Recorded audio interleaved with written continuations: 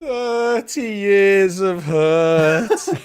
Never stop me. Oh, sorry. I'm just a Karmine Corp fan and an England fan, and my heart's been torn to pieces.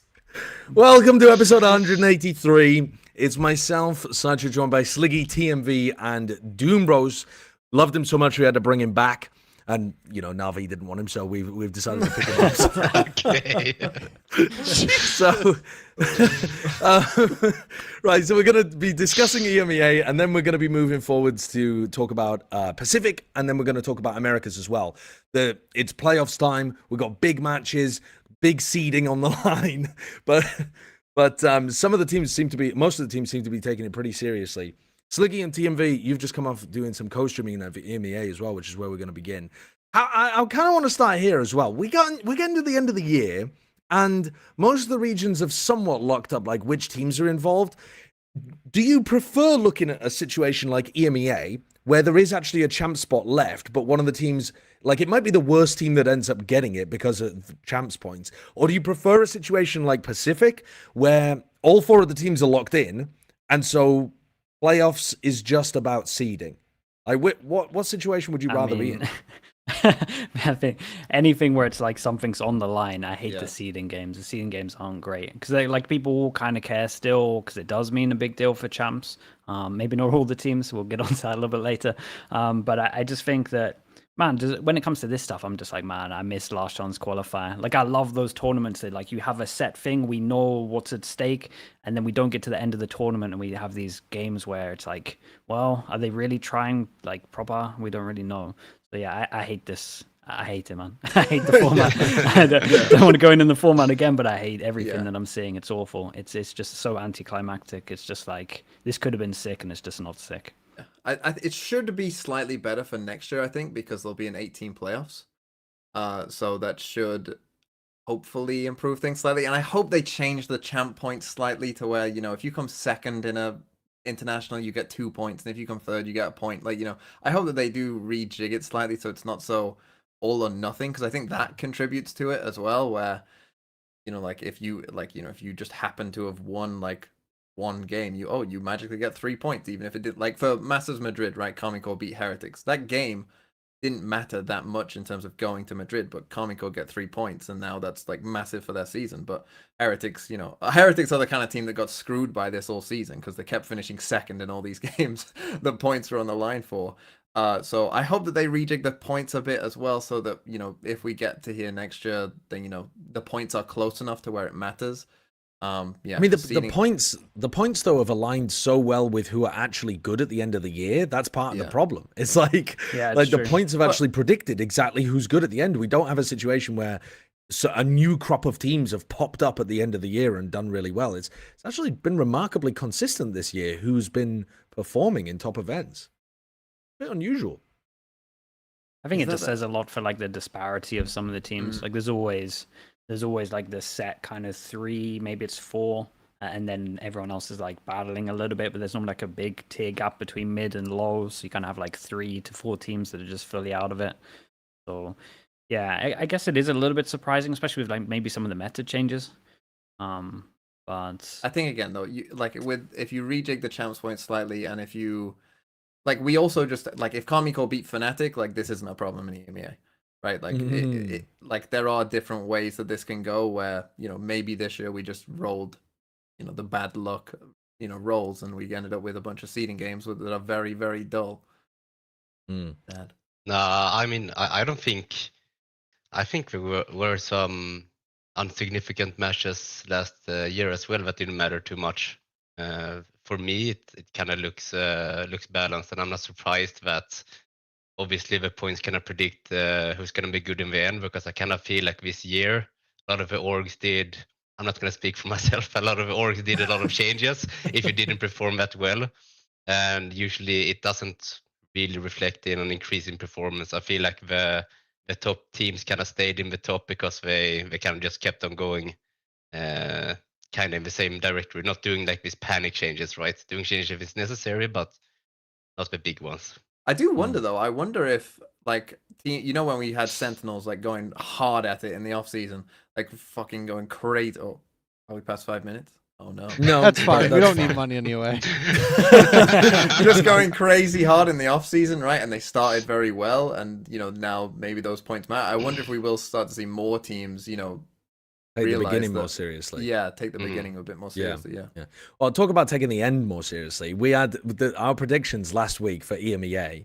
We had 3 games that might have ended up mattering a lot. And in the end, one of them did enormously. It was NAVI playing against Gentle Mates in order to get into playoffs. Like, it was, you just had to go 1-4 for NAVI to be able to make it into playoffs. And I was thinking back to what you said on the show, Doombros, that one win, one map victory, and the team would just, pivot and lock in and look a lot better. And NAVI, they won like a few rounds towards the end of Sunset. They won every single attack round on Sunset, and I was like, this is it. They've locked in the Doombros prophecy. Take a look at Sunset there, Kurt. If you click on that tab, that's a team that's back, man. That's a team that's back. They click in. There's no way that goes to 3. Click on the next map for me, though, would you? It went to 3. Well, that's the thing, though. It started, especially on Ascent, when they start, 5-1 up as well, you're like, oh, it's over. They're back. They're fully back.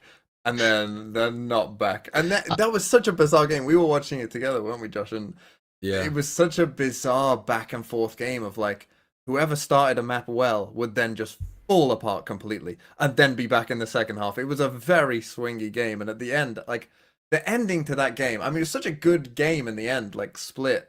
It was what, 11-8 or something, yeah, and Navi win 5 in a row, and it was just like, there's no way. They looked out there's of no it. way. Yeah, And Navi looked out of it, and then they just rallied towards the end. I have no idea what to think about this team. Oh, I mean, I was there. Honestly, I take a little bit of responsibility because after the first map win, they interviewed me, and I said, "There's no way we're losing Ascent. We're the best Ascent team in the world. We're winning this next map.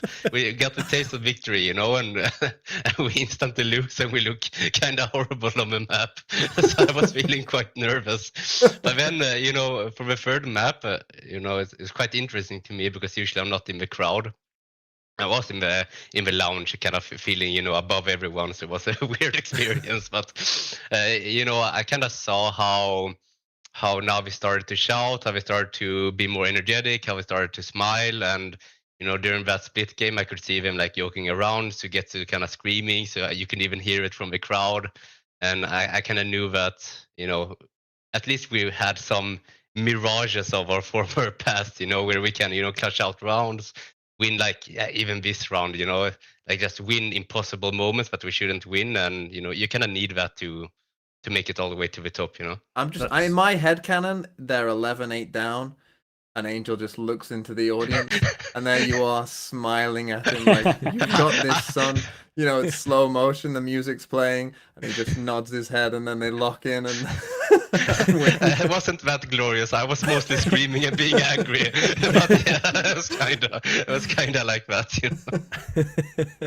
So the biggest thing that Navi accomplished, though, was just fucking up Gentle Mates season. I think, by the look of things, because they did end up today getting eliminated by Vitality, and that was a bit of an unusual game as well, man. An incredibly unusual game, actually. Starts up 6-0 on Haven for Vitality, and it just looked completely over, utterly over. And then the round 7 and round 8 looked shaky, like Navi getting back into it. Then it's like 9, 10, 11, 12. Artist is getting collateral multi-kills with an operator, and it's going through smokes, and it tore through them. What the hell's going on? They were literally all just taking turns. It was literally Ardis turning up. It actually started with Zipan. I think Zipan got back-to-back first entries, and you're like, okay, hold up, this is pretty good. And Ardis gets the op, and just every single round he's getting multi-kills, just 3Ks. I'm like, oh, okay. And then I'm looking at the others thinking, oh, it's just a little bit individual. No one's even Shao's not having a good game. Shao just wins 4 or 5 rounds on his own on attack. I'm just like, oh man, this is it. They're actually back. I was thinking, dude, I keep playing the Doom Bros prophecy in my head of just getting that one win, and then they're just coming back, and I'm like, yeah, this is it. Unfortunately, it was a lie. Again. Yeah, it wasn't a prophecy. Yeah, pretty much. No, but I mean, I saw. I know exactly what, because they lost 6 in a row, and usually that's kind of that's normal for us. We always start slow. I mean, I think I have to give credit to Latex, the coach, because he took a timeout. I know exactly what he said. It's basically just take more space, be more brave, like go and do the aggressions. You have 2 duelists. Like, we're kind of playing these 2 duelists to be a substitute for the breach, right? We have a stun and we kind of have a flash, but we're starting the game playing it as we're playing the breach comp, you know, playing very passive, playing very utility heavy, and it just doesn't work. You kind of have to be in their face. You have to, you know, show. It's gone 5 minutes, right? But basically, it was like a wet noodle in the beginning, and then the fucking noodles stiffened, you know, and fucking slapped it around, you know. And that's kind of how I saw it, you know. And just the artist like violating them right and left. There was kind of like 18 plus after dark. It was. And that's exactly the feeling they needed. You know, they need to, you know, feel like we're superior, that we're better than the opponents, and we're actually outclassing them, which we were, you know. So like that first map, I kind of thought we would win. You know, I was watching with Salah and Emil as well, you know, and you know, we kind of have some conflicting, you know, they want maybe someone else to win, and I want someone else to win, but yeah, and then another stuff happened. But Haven looked good, yeah. Well, I mean, you say this round was a cool one as well. I felt like this was the first time as well, because round 7 and round 8 had been a bit shaky, even though Navi had won them. This one is like set play off the beginning, immediate aggression, forcing Vitality to play by your rhythms, good decision making as well from the 2 players in short to hold each other's backs and not try to force the fights too heavily. Just very solid gameplay here. I mean, we always been good on this map, actually. I kind of regret us not picking it more back in the days, because we always had all these protocols, like we're doubling up in, we call it underground, but in short, you know, and kind of trading these spaces and doing these small aggressions, kind of understanding the macro. Like it was all there for a very long time. So I think this pick from Navi and this Vito was actually like very smart and very good. I don't know whether you thought the same, though, while you were doing your co-streams, Sliggy and TMV, but when it went into map 2 and there was the same thing happening, 6 rounds in a row for Vitality, and then Navi win 2, and people are atting me in my chat because Sliggy's hate raiding me. It's just karma for you sending people over when it's 7-1. This is back. But yeah, I had the same thing. I was literally just like, oh, it's the same script. They called the timeout at 6-0. They win the 2 after. I was like, this is going to be a repeat, surely. I was kind of just spoiler. It just straight up wasn't. Yeah, I was kind of impressed. I thought they were tilted out of control at one point. Vitality, like there was a couple of rounds where they're like playing a little bit individual, or maybe there's like certain times where I felt like Safe got baited, or it was like different to what I imagined, and I was just like, oh man, there's no way they came back. But yeah, I was kind of impressed with actually just how, I don't know how much they stuck it out, to be honest. I normally have them down. I have them down as like one of those teams that just rage a lot, and I think they're tilters, especially when I look at like maybe Trex, because he did the 1v5, right? On the 3rd map, yeah. Yeah, on the 3rd map, and then they lost the round after, and then I saw his POV, and I was like, oh, this is done, man. This is so done. He looks furious. Can we play that, actually, Kurt? It's round 6 and round 7. So Trex gets a 1v5 that comes out of nowhere, and then they lose. It's not just they lose the next round, they lose the anti-eco in the next round. And then the cameraman zooms in on Trex's face to see the reaction. I mean, it always looks tilted. Like, even if you win or something, it always looks like this. Like he doesn't want to be there. I mean, yeah, when he wins this 1v5, he just doesn't fucking react. He just sits there like it's fucking stone cold. Yeah, I've just done my fucking job. What are you doing? Everyone else Dude, 62 HP here doesn't go down. That's criminal. And then the solo on top. Oh my. Breaking the high-low setup where one of them has an op, whiffs, and the other guy doesn't hit him either. This is worse when they narrate 1v5 against us, and I remember that one. I don't know why we always get 1v5. Yeah, collecting them. That's tough. You can just skip this forward 30 seconds. Yeah, Trex without too much of a reaction. Yeah, don't give. I mean, and This round should be easy. If you can win 1v5s, then you can win rifle versus no rifle with the other team suppressed. Dude, I'm questioning it because Angel's used his ult, and I'm just like, oh my god, he's used his ult in the low buy. I was like, this is done. Like they just completely messed it up, and then and they're just slowly watching all the Vitality members just go down. I'm like, oh boy. And dude, you go. Yeah, no. I just want to say I remember in this round as well. Like Vitality is a good team for sure, right? They're a really good team, but this made me worry a little bit about how slow they were playing, because Gorilla said in the interview, look at furious, man. No, but back to my point, a really important point. Okay, no, but because like Gorilla said that they're putting safe on Duelist because they want him to steer the game, they want him to be the spear point and dictate the pace. But I think when we're up against opponents like Navi or someone that may be safe or the team respects more, it just becomes very, very slow, right? It's like in this eco, we're hitting A and it's 5 people already rotated in, and I saw so many times where us, Navi, my team, yeah, I'm still in the team, but basically we were bunkering the site and we're rotating in and we're able to delay them and rotate in before they hit the site. And for me, that's always, not always, but usually it comes down to the Duelist actually like going in, creating that space and doing it fast enough for the rotates to not come in time. So when we lost that eco, I was like, yeah, the attacks of Vitality kind of needs to speed up, or we're kind of nervous. But that's kind of my feeling about Vitality. Sure, they won, but I started seeing some cracks in their new structure. I like the proactivity that Safe was giving them on Sunset. I felt like he was really grabbing them by the balls sometimes and dragging them around the map.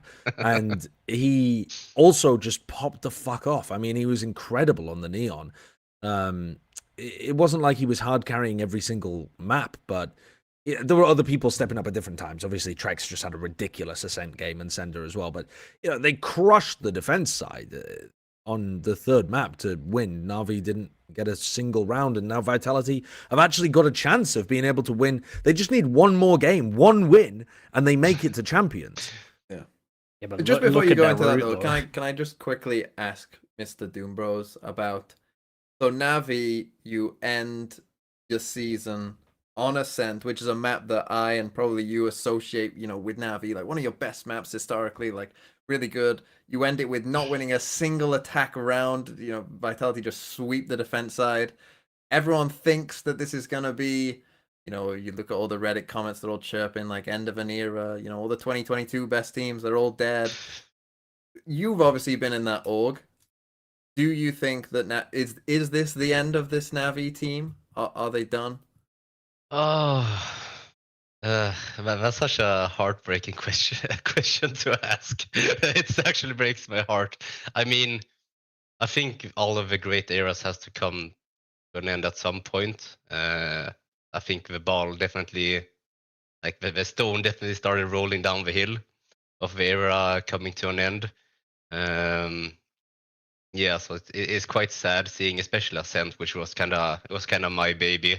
Always when we were doing prep or we were doing scouting, I always wanted to take Ascent because I knew, this is our homegrown map, and to see us not win it at all, I think, kind of spells at least the end for that era. But yeah, we'll see in the off season. We'll see. Maybe we cook up something and bring back it from the dead, but it's kind of dead. I had artists come into my chat and he was asking if I needed an editor or if he can send me his CV. So I'm thinking it might be I already said I could edit artist streaming career, so that's my job, don't steal my job. Your job's to edit artist streaming career. You're going to be the most overworked editor of all time. The bleep button, the amount that you're going to have to chop out in order to keep his career alive is outrageous. And the subtitles will be so hard to get right. Get some dodgy sponsors as well, some really dodgy sponsors that allows the kind of talk he does, Yeah, insane sponsorship deals and also the world's most advanced AI for subtitling. Okay. So as I was saying before, though, Vitality now with this win over Navi, They just need one more win. But Sliggy, you were just about to say, before TMV asked an extremely good question, you were just about to say, I think, these games are fucking difficult. Yeah, dude, pretty much. Yeah, I was gonna word it nicer than that, but just look at it. It's Heretics, Fnatic, and Foot. I mean, they get 2 chances at it, but the first one's Heretics, so that's gonna be an absolute nightmare. And if they don't win, Karmine Corp make it. So it's just straight up in EMEA. It is if Vitality do not manage to get a win at this point, Karmine Corp make it. So that's the big question: is it Karmine Corp making it to champs, or is it Vitality? And they did play at the end of the regular season. They played this week with Vitality winning, but I think KC looked worse than they just did in the match that we just saw with them playing against Fnatic. I mean, I guess I want to focus on Vitality. I want to focus on Vitality first, though, because they're the team that actually has it in their own hands. You know, what do you put the chances at of them being able to do it, to get it across the line? Ooh, see, their saving grace, of course, is that the other 3 teams have qualified. So if anyone does do a Talon, you know, if any of those teams aren't that bothered about the seed and whatever, you know, that could be a saving grace for them. But I do also think sometimes there's the opposite inverse effect of that, where teams, when they have basically a free run at a game and, you know, they're feeling loose, there's no a team with no pressure versus a team with all the pressure, that also can sometimes be the inverse effect where, and I think that happened for Fnatic, to be honest, towards the end of the regular season as well, where they were just playing completely free, that, you know, they were just loose, they were being themselves, and they just stomped a lot of teams. I would say, I think it's less than 50%. I have doubts. No, it's not like 0%, but I would probably put it around like 40, which to win one of 2 games, it isn't great. Yeah, I think that's fair. I think they got pressure.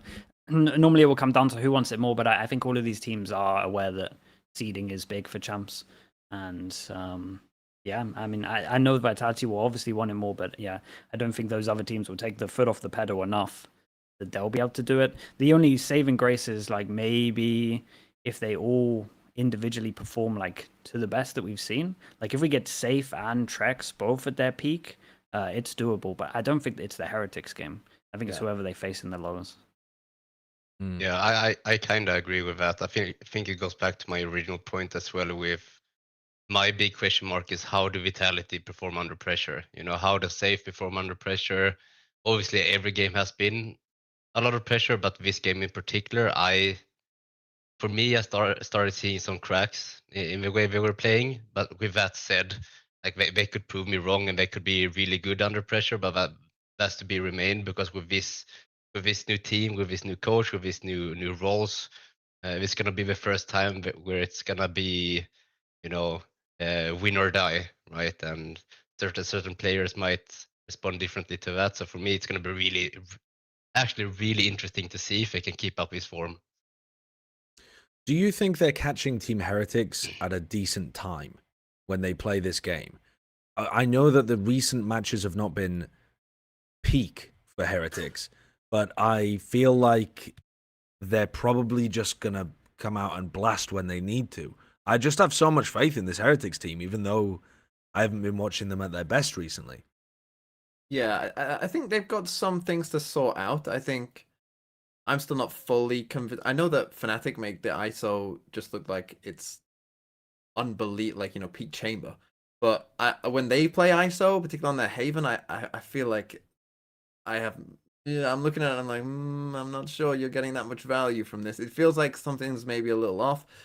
They definitely have some problems, but I mean, this is the thing, right? Like, even though they're playing against like a team like Koi, right? And you're like, oh, they should just stomp Koi, but they don't. But they still win. You know, they have won every single game this split. So it's not like, you know, like they aren't 2-0ing everyone and destroying everyone. So maybe you're like a bit like, oh, they aren't playing their best, but they're still winning. So I kind of feel like, and this is like their worst version. Like, this is like the bad version of Heretics, essentially, is, you know, still winning these games. So I wouldn't say Heretics are so good that I don't think like you're catching Heretics at a good time. It's like, yeah, but it doesn't. It's like matter. catching a shark at the best time. Yeah, like you're still got a shark. You're on the about end to of your fart. fishing rod. Yeah, exactly.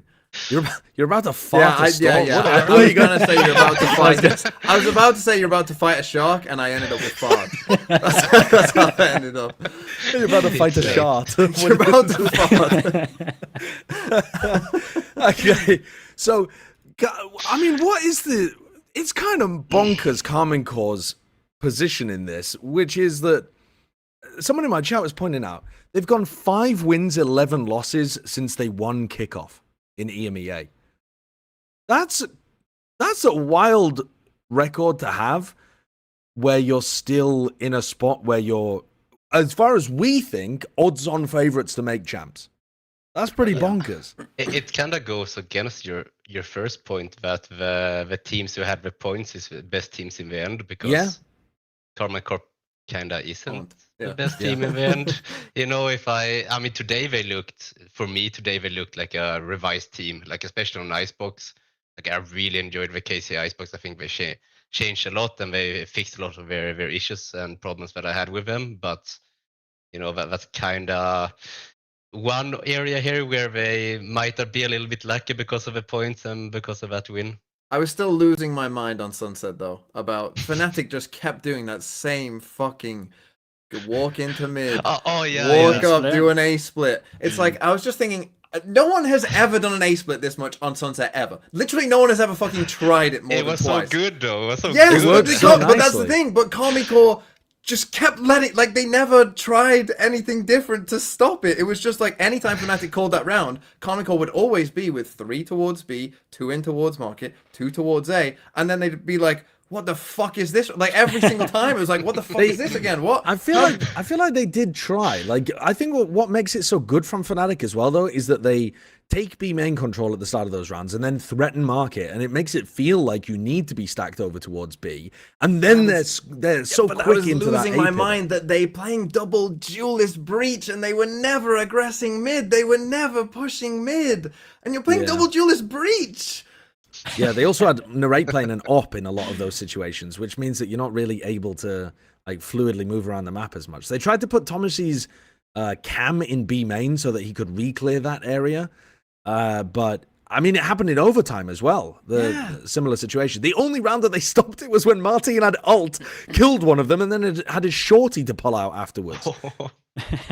Yeah, I mean, so my just general thoughts on K-Corp was obviously going into like kickoff.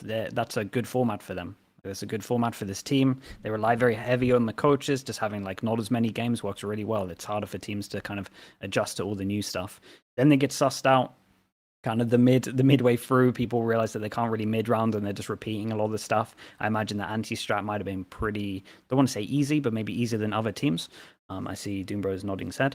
And so I imagine that's probably pretty true. And then I do like now that they changed up a lot of their comps. I think their comps were lackluster in the second split, which kind of wrecked them a little bit. I think they're playing a lot of Harbor into double Initiator, which isn't good. But then this game gave me a little bit of hope, right? They're playing better comps. They got at least like a good map pool. They're getting rid of the Harbor on at least Icebox that we know about. So I think I would feel not too bad with them taking the 4th spot. But I do think if they went head to head, I would favor Vitality at the moment. Yeah, did you feel like Karmine Corp played better than Vitality did today? Just today? No. You still thought just Vitality today? looked better? It's close. I thought it was I close think that's really today. Close. Yeah, today was like the best showing we've seen from them in about 5 Yeah. weeks. All a split Yeah. too. So yeah, it may be just today. I would say maybe yeah. I will agree with that. I think one player, I won't name his name, said this to me: the less utility and the less waypoints KC Corp does, the better it is for them, because then they can actually activate all their aim and all their skill. And that was my problem on Icebox. We ran this execute heavy comp. Everyone has waypoints. Everyone has utility they have to throw. And then we switched to this comp against FNATIC today, where they're all a little bit more free. They can open up the map. They can take their own duels. They can, do the things that they're good at. So for me, you're just going away from this like strategy, waypoint, dry run heavy stuff, and more towards this openness, learning how to default, taking the fights that you're actually favored to win because you're that insane. Especially Narrate, he's so good, He's so you good. know. Yeah. And so that's why I love this Icebox and just the change, because it just showed that the kind of they fixed it a little bit too late, I would say, but like they found their groove and just less waypoints and more freedom, because that's where they shine. Obviously, they have to use utilities sometimes, because sometimes they're just dry swinging stuff when they have like 4 or 10,000 flashes that they could throw and they never do it. But just in this, I just felt like they just countered Fnatic, perfectly. They're taking the fights to them, and they're just, doing everything that I wanted them to do. They Just to clarify, sorry, just to clarify as well, wanna- Doom Bros.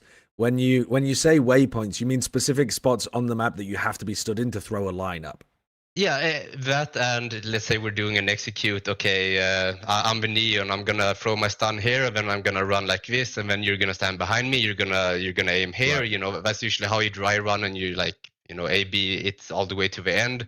And I feel like when they get to just play a little bit more loose, play a little bit more slow, open up the map, and just play off each other and get these aim duels, I think they just do a better job. Their individuality and their aim just shines through. I think they had really good reads today on like a lot of the maps. Especially when I look at this one. So I kind of see FNATIC doing like this new thing with the Viper smoke on attack, where they're trying to get it over towards A, which means that a lot of the time you don't have that pressure middle. And then FNATIC try and cover that up by the round after swinging and breaking the turret. And then that's trying to make you think that you need to move your turret over towards kitchen the next round, but they just weren't doing that. They were literally just so stubborn with it, always put it over towards middle, so they always had like full middle control when the smoke wasn't going there. So shout out to like the coaches from K-Corp just being like, don't do what you would normally do in other games. Like they're going to try and do this stuff to make you think that you need to change your util, but actually just constantly do this until it's like probably punished 2 in a row or something. I just have to say, because you literally said what I was watching with my brother, and he was saying, just pay attention to the booster smoke in mid and how we're taking information in mid, because that was in our scouting, and we were supposed to exploit that as well, so you can just mention exactly what what he was mentioning. So it's kind of funny, and I guess Casey just did a better job than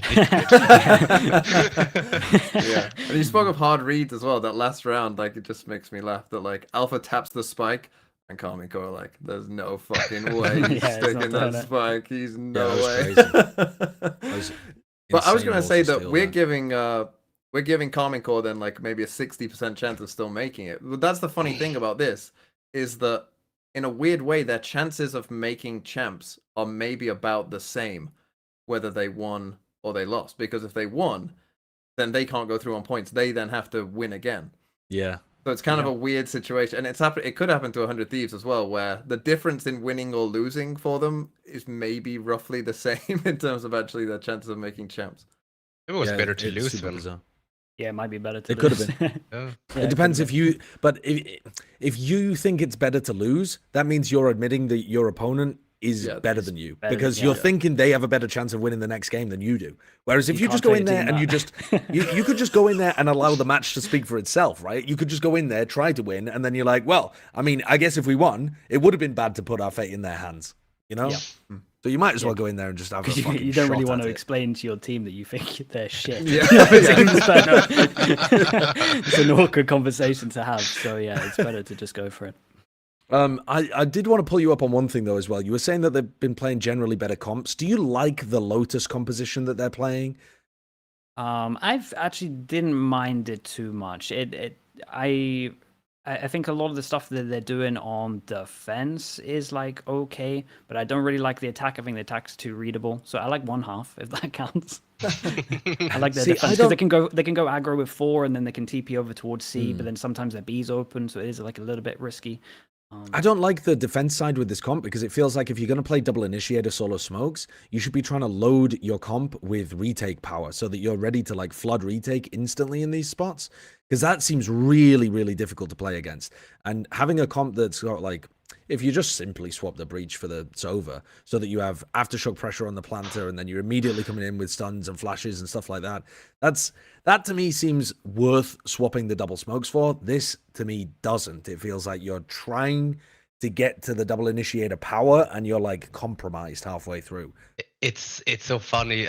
You should be a coach. I literally wrote down switch Vesova for Breach or Gecko. Just do it because it would just be better. You know, I mean, it's to be honest, I've just been watching other people play Fade Breach. I just didn't come up with the idea myself. because it's like, okay, Fnatic's gonna always do the same thing. We're gonna C or B default, and then maybe retake rubble space or fake retake rubble space. You only really need to do two things, right? You need to deny the rubble take with utility, which they kinda did. That was good, but also deny the bomb plant, or at least flood the sites when we're planting the bomb, and just having utility for that. And I just felt that Casey was a bit too slow with the retakes on B. They didn't have utility enough to deny the bomb, area denial, and stuff like this. I just think the Sova kind of, it felt short if we had a Gecko or if we had a Breach. I just think we would have more tools to do exactly what their comp is good at against Fnatic's comp, right? Because Fnatic's comp, like, it is very standard, it's very readable, you know, it should be a good scouting matchup, a good matchup for them, in my opinion, you know. I think that's fair. I think the main thing that I hate from there is Haver is whenever they use the harbor. So like their Haven, their bind, and then Icebox that got replaced. And it's a Lotus I didn't want to go. I think Lotus, out of like when you've got 3 other maps that I hate, I'm kind of like, yeah, I don't mind the Lotus. So that's fair enough. That is fair enough. So let's move on to talking about FNATIC then, because that's the team that just beat Karmine Corp. But my God, like, what a game it was, actually. Like, that was a cracking match. There was certainly chances for FNATIC to have lost it. And one other thing that I feel like this exploited a little for me was how much FNATIC were relying on their attack side Icebox of calling around ultimates. And they got their ult cycle online really quickly, but it felt like FNATIC couldn't really do much else when their ults weren't online for me. And it worries me a bit because FNATIC's map pool, I think they look good at Haven. That looks like a really strong map for them that they understand really well. And then Boaster's Calling has been good on Sunset. And Lotus, I feel like he's had very good understanding of Lotus the whole time. But their Icebox was dodgy recently, and I thought they'd short it up, and then they ended up losing here. So where's your confidence level at with FNATIC's Icebox first and then kind of their map pool overall? Do you think they're ready to make a run at champs and try to secure their spot as one of the greatest team of all time? I think their Icebox, if we start with that, like as we were talking about with with KC. Sorry about that. It was Karmine Corp played a very good game. I don't like to take like just one result, and say like, oh, they're cooked. Their Icebox is now dog shit because they lost once. I wouldn't want to say that. But maybe there's probably some things to look at that maybe they need to change.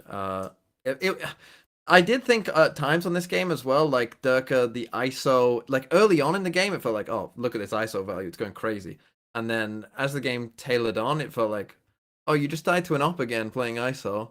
Oh, that's not great, is it? That's kind of like one of the main things that, ISO should be good against. Like, there felt like quite a few of those moments. You seem to be finding it a bit tough on the defense side to pick those timings properly. Yeah, and then defense side, as well.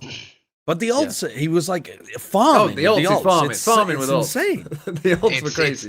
It's too overpowered. Whoever designed that ult that you can use the shield and then it's the most stupid shit I've ever seen in my life. Like I watched both of the Icebox and I was angry just how strong it is. This is insta winning the round. You can shield, you can ult, you can kill the guy, and then you just tap the orb and you're having a shield when you're going out. Like for me, it's like I watched the ISO and Icebox on against Liquid and like it looked like the best Icebox in the world. Like they finally fixed their issues. Like they can flood retake on defense with all the utility that ISO brings. You don't really need a jet dash on Icebox anyway. So the ISO kind of brings that, being able to go through choke points. They even did some things where they shield they throw out the Pikachu plant, I remember shielding the Pikachu plant with the ISO walls where you can't spam it, like the small things like this. Wait, there's no shot that Navi calls Wingman the Pikachu plant. It took me a minute to like realize what is that? No, but besides the point, I think they had a lot of great ideas with it, and like maybe that was pre-nerf, and I'm just too out of it to realize that it get nerfed. But I was like, oh, FNATIC is back, we're gonna win everything, it's so good. And then I watched watch this match, and it doesn't look as explosive. Like their execute doesn't look as brave and taking the full site, because against Liquid it looked like they had all the tools in the world. Here it kind of looked like they were hesitating. Maybe it was because Nervate was, killing them with the up all the time, but in theory it should work, against the comp that Casey brought. Yeah, I think this is more just down to K-Corp. Like for me, like it was just the attack that was kind of lackluster.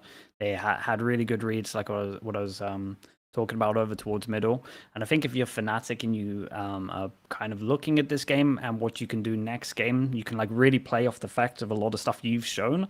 You can kind of like mimic a lot of them, but actually do something different. So I'm feeling Icebox on its own. I feel so fine for FNATIC on this map. I just think K-Corp exploited stuff that needed to be exploited, and they probably learned a pretty good lesson before champs.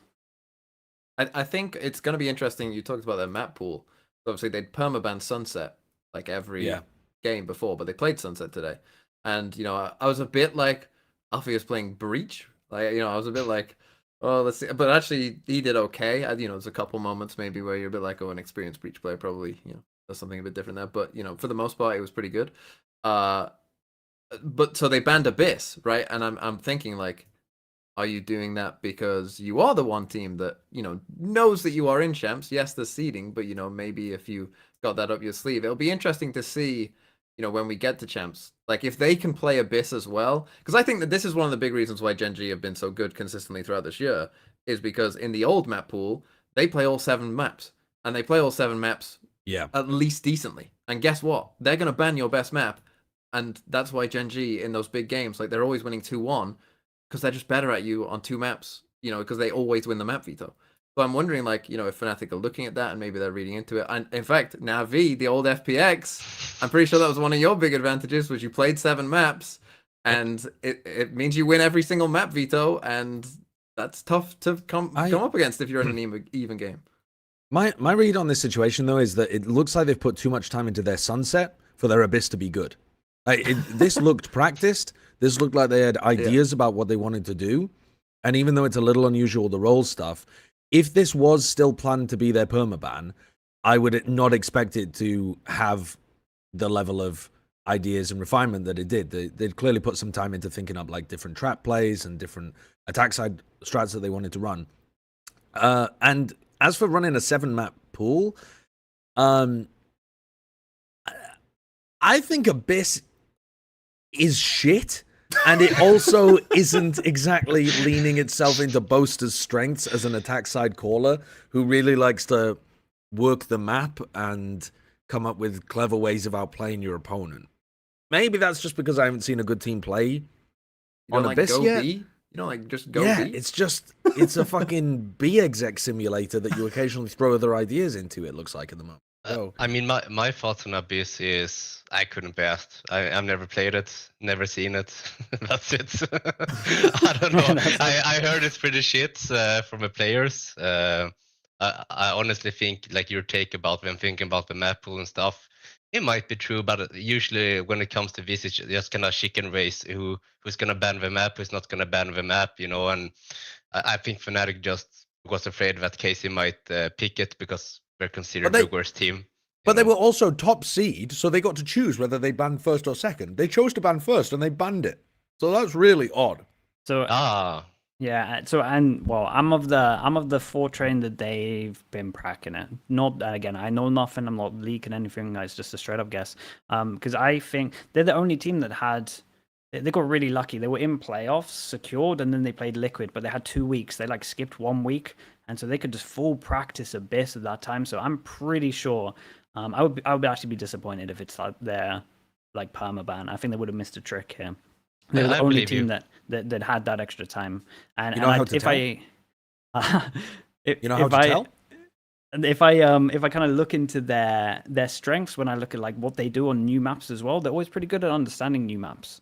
Even though they don't lean into that. Mostly I'm judging from like Lotus. To be honest, it's kind of and you know what they tend to ban all the others. You know what's crazy about Lotus is that they signed Anders to come up with the comp about it. Is Anders on the payroll? Is Anders on the payroll? If so, they're playing Abyss. I was Yeah, just that's gonna true. mention is Anders, did we hire Anders? Because if we did, we're gonna be the best Yeah. team in the world. We're gonna win champions Yeah, because just- there's a new map and this guy is he's a genius. Just hire him in when a new map's here and then get rid of him at the Legit. end. Poor guy.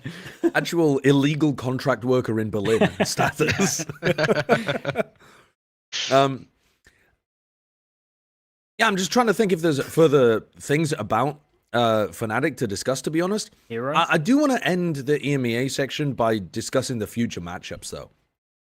Not necessarily maybe in like a full prediction format, but just looking forward, because the games are happening tomorrow here. We've got Foot are playing against FNATIC.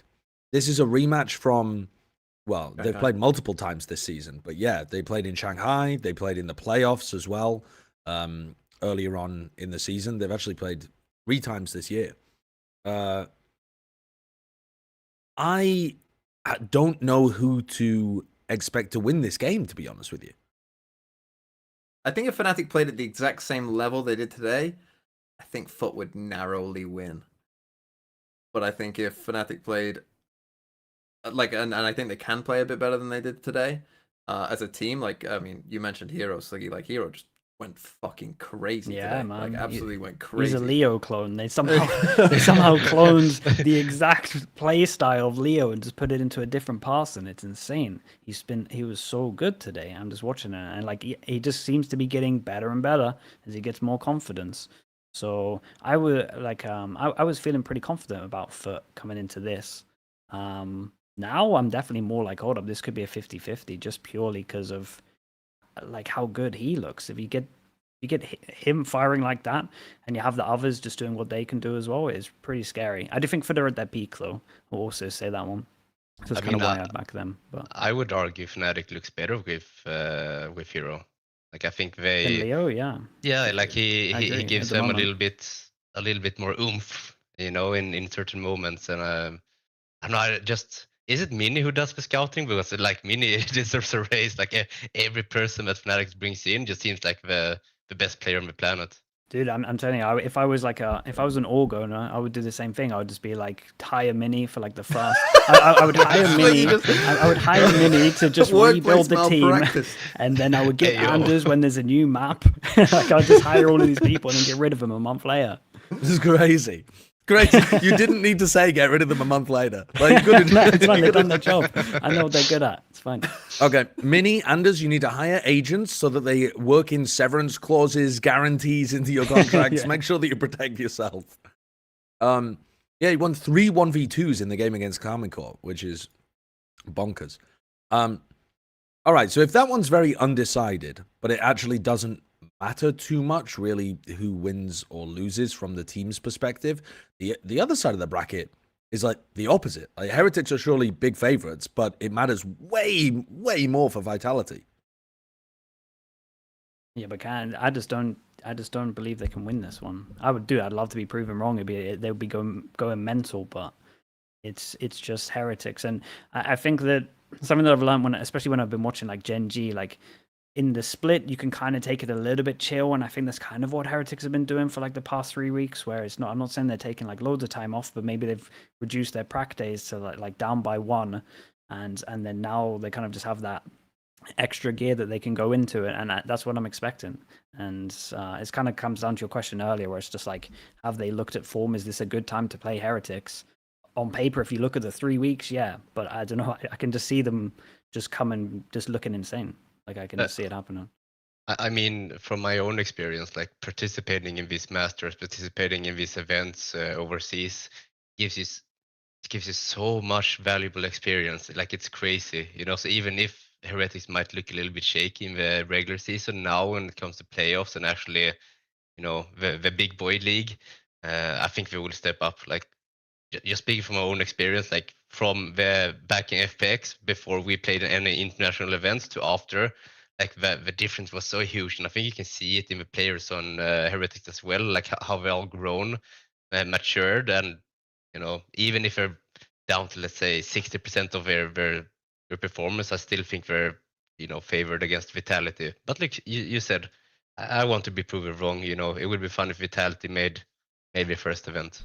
Didn't you win your first international. Maybe. I mean, technically we qualified for Yeah, one before, and it was a Yeah. big fraud, and Optic somehow won when like all of the EMEA teams had either standings or couldn't go. You know, so I counted that as we attended and we also won that. But No one really remembers how fraudulent that tournament was, honestly. Like, the Optic Loud battle was so good, it just overshadowed the fact What, you don't that think FNATIC Zeta had... Division were the third best team? Dude, of all the people to ask that question to, how dare you ask me? How dare you ask me? Final question then for the EMEA segment. How confident are you feeling about EMEA as they head forwards, looking towards champs? We already know 3 out of 4 of the teams, the big heavy hitters. I mean, we got at least the top 3. That's the thing that matters. We got the top 3 that are on form. I feel good about the top 3. That's where I'm at. I think whoever comes in 4th, I think they're gonna have a hard time. I don't really see them getting out of groups. But the other top 3, I've got a good faith that they can get like a. I mean, yeah, they could get to the finals. I feel like any of them. Like, I was talking about this on my stream the other day. I think champs is like pretty sick at the moment. You kind of got like Gen.G, Heretics that are going to be like the heavy favorites. And then this might be the tournament where it has like the most people that could actually take it out of any champs we've seen before. Whereas like last year it was like it's only 5 really, realistically, that were actually playing like good Valorant. And then sorry to all those teams that weren't included that. But then now it's way better. It's way better. I think it's pretty open. So that's gonna be cool. Yeah, I reckon the three have a chance to win. That's where I'm at. Yeah, the top 3 will be disappointed if they don't at least make playoffs. Like they'll definitely be, considering what all 3 of them made playoffs last tournament. So they should be thinking they'll at least make playoffs. And I think if you're Heretics, obviously, if you're Heretics and FNATIC, you'll probably be looking at winning it. Really, that will be your goal. Your goal will be to win it. FUT, maybe winning it might be a step too far, but I think even they will probably think, because FUT have kind of been on this trajectory of like, last year they kind of made it international. It was good to be there, and then they kind of squeak through maybe into like a playoffs, and then this year it's kind of like, okay, now we're getting into playoffs and winning games in playoffs, and so I think that they'll probably hoping like, okay, can we get to a top 4? Can we actually break that kind of ceiling and keep going forward? So the expectation will be there, as you say, Sliggy. I think the 4th place team probably will struggle, as I think probably most 4th seed teams probably will. But the other 3, I think, should be pretty. Like, at least we're going into champs, and no one's going to complain that the best EMEA teams aren't there, because they are. Yeah. Very true. Apart from Doom Bros. Shaking his head towards the end, yeah. I just want to say something. I think the fact that it is in Korea, like, might give the APAC teams a little bit of an advantage, because I feel in LA, it was in LA and EG won. Who won? Loud one in Turkey. In Turkey? Oh, okay, then my theory is all wrong, and I retract my point. The others are all correct, though. Loud is the exception in Turkey. Because in Berlin, it was Ascend. Because I feel like even last year when we were traveling to Japan and stuff, like the jet lag can be pretty brutal, especially when you go forwards in the world. So I hope at least we travel in time. But I know this format is really stressful and everything is happening. Bam, bam, bam, bam, bam. But I think, if we travel in time and we give the player some rest, I think it should be a battle between EMEA and NA. I don't know why I'm such a big APAC hater, but I living think in it should 2022. be. Yeah. Reliving the glory days. Minor region.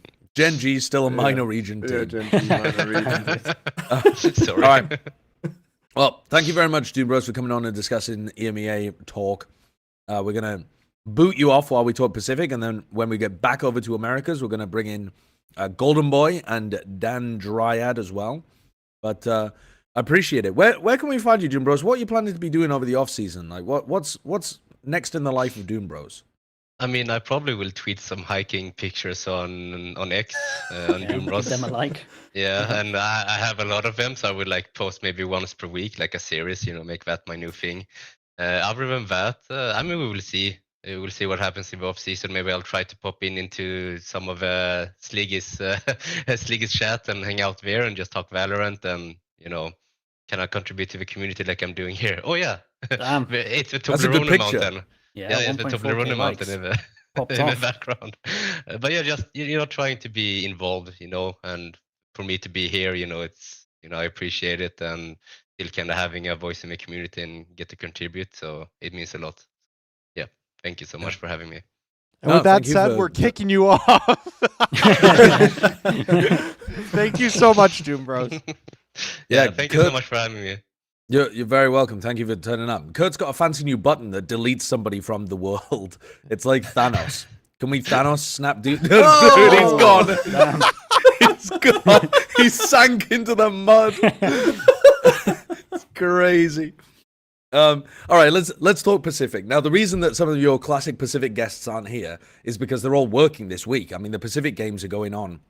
They're going to be going on tonight, aren't they? Oh no, they're coming up in like 5 days It's time. because it's fucking 7 a.m., 8 a.m. Yeah. It's Oh the yeah, time yeah. zone, It's right? like it's the time zone problem. Yeah. Oh, because we had to wait for EMEA playoffs to finish. That's the reason. Yep. So instead, let's This is let's cursed, shit by talk the way, all of their this teams while this they. fucking 3-person Plat Wow, I like Chat. it. This It's is intimate. It's nice. I like it. Yeah. I like it. Right, so let's start with Talon. Talon are the big story, in my opinion, for the whole of Pacific. They're just bonkers, man. I was so excited last episode to be talking about Primi being added to the team, but I didn't really know what to expect. It wouldn't be unreasonable to say he literally got them to champs. Yes. Yeah. I think that is very, considering how close the Team Secret game was, and considering he won them three out of 4 pistols, and they won all the pistols in that game, and they won 13-11 twice. Yeah, I think I won I'd like, if you're Team Secret, you're literally fucking thinking, we lost all 4 pistols, and they brought in fucking this one guy for this one The game. pistol god. Yeah, The pistol and, god, yeah. and we fucking lost because of this. Like, I mean, I wanted to bring something up while you're here, Tim. oh, here we go. Don't Because my stop. chat's been winding. I got 2 though. I'm going to double down with this. So we Oh. got you did. Don't want to call you out too much. You did a video talking about sheriffs and pistols. Okay, Yes. and then we got Gen.G sitting at stage 2 on a solid 80% win rate Look, from double sheriffs. This was pre-Gen.G. You can't bring up a fucking video from years ago. It wasn't years ago. It was Whoa, beginning of this years? year. Yeah. Okay, let's get the beginning of timestamps. this year. Okay, beginning of this year. Look, I can only tell you the fucking numbers. Maybe Gen.G are the exception, okay? I did it before Gen.G were playing. Yeah, they buy sheriffs, they win. But in general, previous to that, when teams bought sheriffs, they didn't win pistol. And the second thing, and I already know what you're going to bring up, because you're definitely wrong about this one. The sheriff on pistol one, okay, maybe, the data was there. The clove one, you are so wrong. I cannot. So I took in this game, in my stream, I put the abilities in the top corner and said, let's literally fucking count how many times the clove abilities get value. And how many times was I marking the little thing? Was I going there every round? Like, just think about this, right? Imagine you're playing at like fucking anything. I don't know. Like, pick an agent. Fade also was played on Lotus, right? You'd be like, oh, Prowler spotted someone. Oh, mark that down. That's a bit of value. Oh, Haunt scanned someone. Oh, mark that down. That's a bit of value. The pick me up, 2. Yeah, but The medal 1. The smoke after death. You bring up the smoke after death. It never fucking matters. It doesn't matter in that game. It didn't go through all the fucking VOD if you want. It doesn't Okay. ever matter. The ults were dog shit. The thing is that I will give you a bit of credit is that the pick me up, the 2 rounds that the pick me up found value was both pistol rounds. And Impact. they won the game because they won the pistol rounds because we had fucking God playing Clove, just healing up on pistols, and Secret couldn't deal with it. But that was it. The rest of the time, the agent shit. Play anything else. You want double smokes? Play Viper. You want fucking more firepower? You just want to send Primi in? Play ISO. Fucking pick anything else. I'm not having it, Sliggy. I'm not hearing this argument. The sheriff That's stuff, right. I'll give you. I'm not having this. I got what did- I wanted, so it's good. I did feel like, from having watched now, I have only watched 3 out of 4 of the maps that Primi's played. I didn't have time to watch the final map where they played against DRX and lost. I'm like halfway through Abyss. But the other 3 maps, the Primi's Clove was definitely the best. And I think it was because he was playing non-entry. I think putting a brand new ranked player on an entry role is just a bit too much to ask from them. There's too much about how the timing works, making extremely good decisions in really high pressure situations, being alone in spots and having to rely on utility that you're not super sure about because you haven't scrimmed with them for a crazy amount of time. That kind of thing. Whereas on Clove, super tight with the rest of the squad, following up on Fade utility really nicely, trading people out. Like, just the... Yes, the Clove part didn't actually have to find too much value, but the I am a supportive player who is going to play with my teammates in the pack and play off them well was really good for a player that hadn't had too much time with the team. I was massively impressed, considering that my prejudicial thoughts for a ranked superstar joining a pro team would be like, man going in trying to int every single round, and that was just not what we saw at all on Lotus. I will say, if anyone is ever going to play Clove, this is the situation. You've got a new player, you just want to give him a simple role, and like you say, as you say, like, and there was still, I think, a couple moments in these games where you saw like, oh, that's maybe a bit of a rank decision, right? Like where maybe like a more experienced pro would, probably do play it a bit differently or whatever. There's still a couple of those moments, but obviously he made up for it so much more in the fact that he's just fucking going in and he just wins every fucking fight. I mean, here you go, 2v5. Most pro players are not fucking winning this round. Yeah, but he would. Mechanically just incredible. And I think when I look at these, I only really want to judge him from the team secret games, because that's where it felt like because they didn't care about it. Must win. Honestly, I kind of don't too much, because it's like must win. This is when they're showing the most. This is when like they're actually showing what they practiced, and then they kind of looked good on Abyss to an extent. I actually feel like I don't want to flame too much. I feel like both teams didn't look great on Abyss, especially when you kind of saw DRX maybe show us how to play it a little bit better.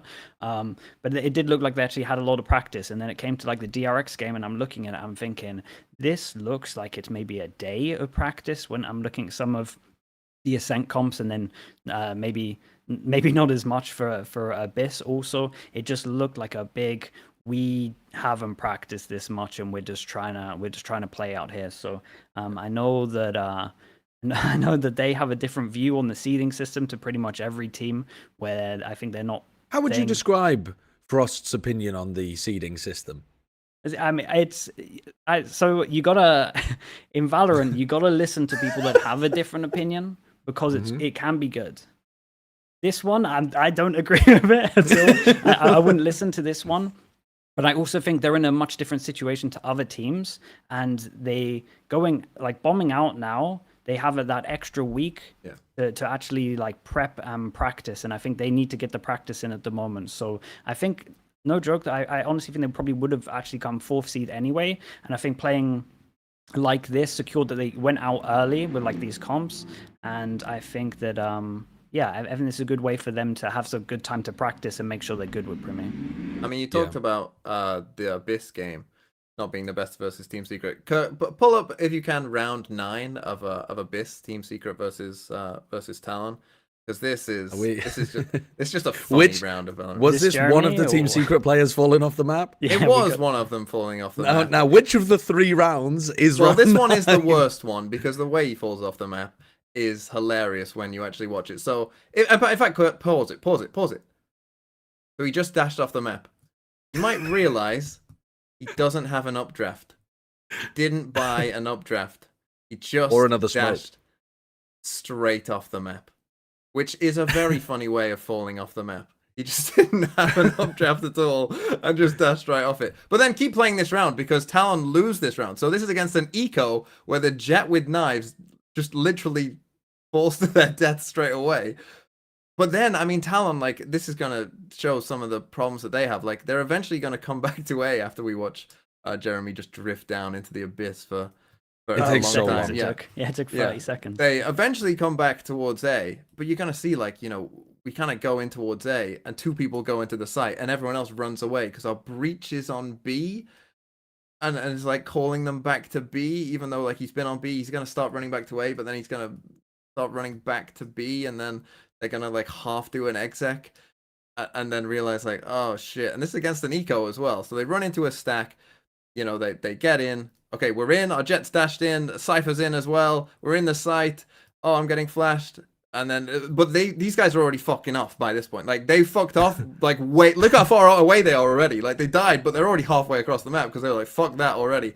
And then we're gonna lose to Jesse Vash and a Judge here in a second. So like this was a rough game at times for both teams. And you know it's a new map, so obviously like it's probably gonna be a little scrappy. Of course, it's not gonna. I don't know. Because I don't want to call out any teams, so this is just a good example. But there's a lot of teams out there that need to hear this message, and it is against ecos. It's okay to use the drone. Like the drone is the best bit of util against an eco. You can work out a stack. It turns out it really helps you. So just use the drone. That's all. That's the only bit of advice I got. I'd also, you just reminded me when you were talking about plummeting to the death, taking 30 seconds for the jet. The pistol round strategy for Team Secret on Abyss was so funny. The 20-second recon dart that flies from mid over towards B, and they've already planted by the time the recon dart lands. It's amazing. It's a defense side recon dart that bounces 2 times, and it lands at 120 on the clock. They've already done the B exec. They're planting Joe was like watching it, and he's like, "Oh, it's gonna land," and then it doesn't. And it bounces again, and it just takes forever to fucking get up. It was incredible comedic timing. I think that really set the bar for the entire map for me. Just like going in there and watching that was lovely. I thought the Primy looked pretty good though on the A execs, and then basically the rest of what they had cooked up didn't quite work. Here it is in the picture-in-picture. Look at the time on the clock here. Takes 1 bounce. Takes the second bounce. They're already in. They've been in for an age. Yeah, and it lands. Now it's giving you information. Oh, the spike got planted. Guys, I think they're on B. Yeah. I mean, incredible utility to confirm the push coming through. It is nuts, though, that Talon, Primy has won 1 tier 1 game to make champs. Yeah. And not just that, he won it. Yeah, it's really cool. Again, like you got to respect a coach as much as we're talking about him having like interesting takes on stuff. You got to respect a coach that is like, we have a better win condition if we do this. Like we have a better chance of winning if we bring in this unproven like ranked player to a big high level game. And I mean, you just got to respect that when a coach is willing to do that, and it's pretty cutthroat. Like think about like actually being Surf right now. That's crazy cutthroat. Just like, hey man, I know you got here, but you're out. Like to do that, I can only respect that. Like you're wanting the best for your team and your org, and you're just doing what you believe is right for the win. And it paid off. And this kid's gonna get a lot of experience. Leon is gonna get a champs after only playing like 2 games. So that's cool experience. Again, I don't see them actually like getting out of groups. But he's gonna be able to learn so much from this. So it's pretty cool. I really hope that Surf has like a champs bonus in his contract. So he just watching everyone else qualify, but just gets a fat stack. Yeah. But I do think one thing that you talked about it with Primy on Duelist as well. I think that might have caused them a bit of problems with like the balance of Governor and Primy, and like, you know, just like how to formulate the team. Like if Primy is on Duelist and Governor isn't sometimes, you know, it's like it might have caused them some. It might take a bit of time, and I do think, like as you said, like having an extra week, you know, they're like, it's such a weird situation, isn't it? Because like, how the fuck have you made a roster change? You know, like just before champs, like you know, that was unforced. Like that's just a weird situation where they are the one team that's gonna, you know, heavily benefit from probably having more time to, you know, just fully embed Primy and getting him up to speed on every map. Because I mean, obviously, how long was this even in the works? You know, we don't even know, right? Yeah. Really? No. I've seen people speculating that. I saw some stuff and I have no idea if it's true, but if like the Cruz has been trying to do this for a while and Frost wasn't like 100% sure, but then kind of saw him in practice and was like, okay, we're putting him in. So I imagine it can't be anything over 2 weeks, really. And that's hard with 7 maps. It is nuts because like they are the Thai team, and the #1 ranked player is like utterly god tier Thai player. And they've just brought in a bunch of non-Thai elements. So I could understand that it's not Frost's decision, but more came from the Thai part of the team, if that is the case. So yeah. Yeah. Cruz was saying that he is Cruz was saying that he like translates some stuff as well, so it's like Right. English and a bit of Thai. So sometimes if he doesn't understand, like 'cause he's been playing ranked loads, right? So he gets like a good understanding. But there's like certain things that he'll have to like translate, and then he's doing like a multilingual thing like midway through. So that's pretty cool. Yeah, I'm excited for this guy though. Like mechanically, he's great. And again, I'm only really judging because I think he did fall off a little bit if you look at the kind of DRX game. But again, I don't want to judge it from that. So I'm just judging it from pretty much just this because this is where it felt like they played the stuff they practiced. So Can we I'm just excited to watch him.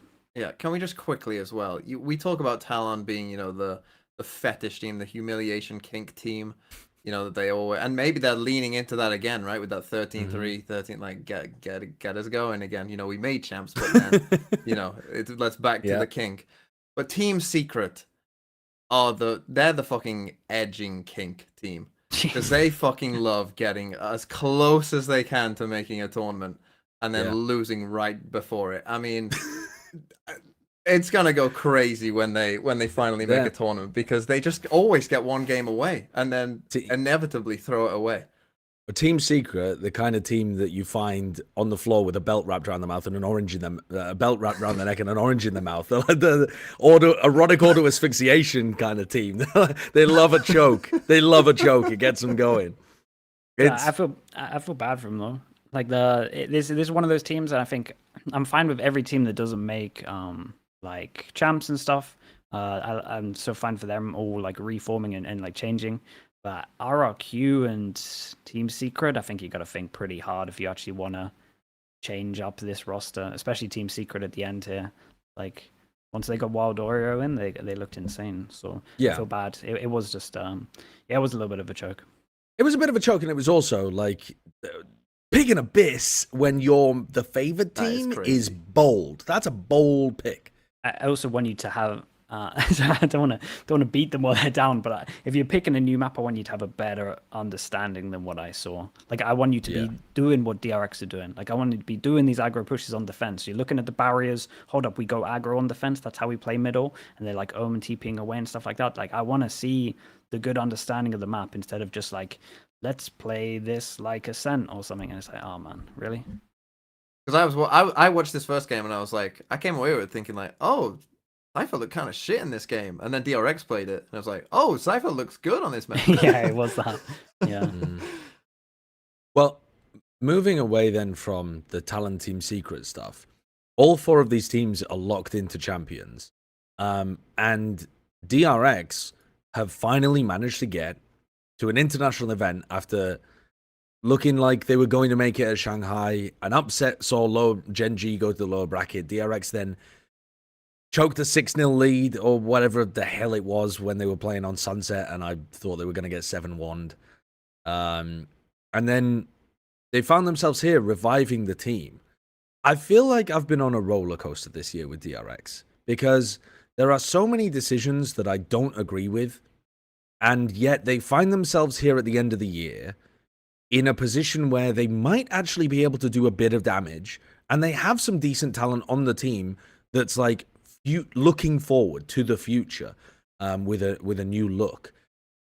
How well do you think DRX have to do to feel justified that getting rid of legendary players like RB, Zest at the very beginning of the season, getting rid of Stacks after almost making Shanghai and that version of the team looking really good? Do you feel they're already justified by being able to make it to at least the top 4, or is there further that you'd like to see them go?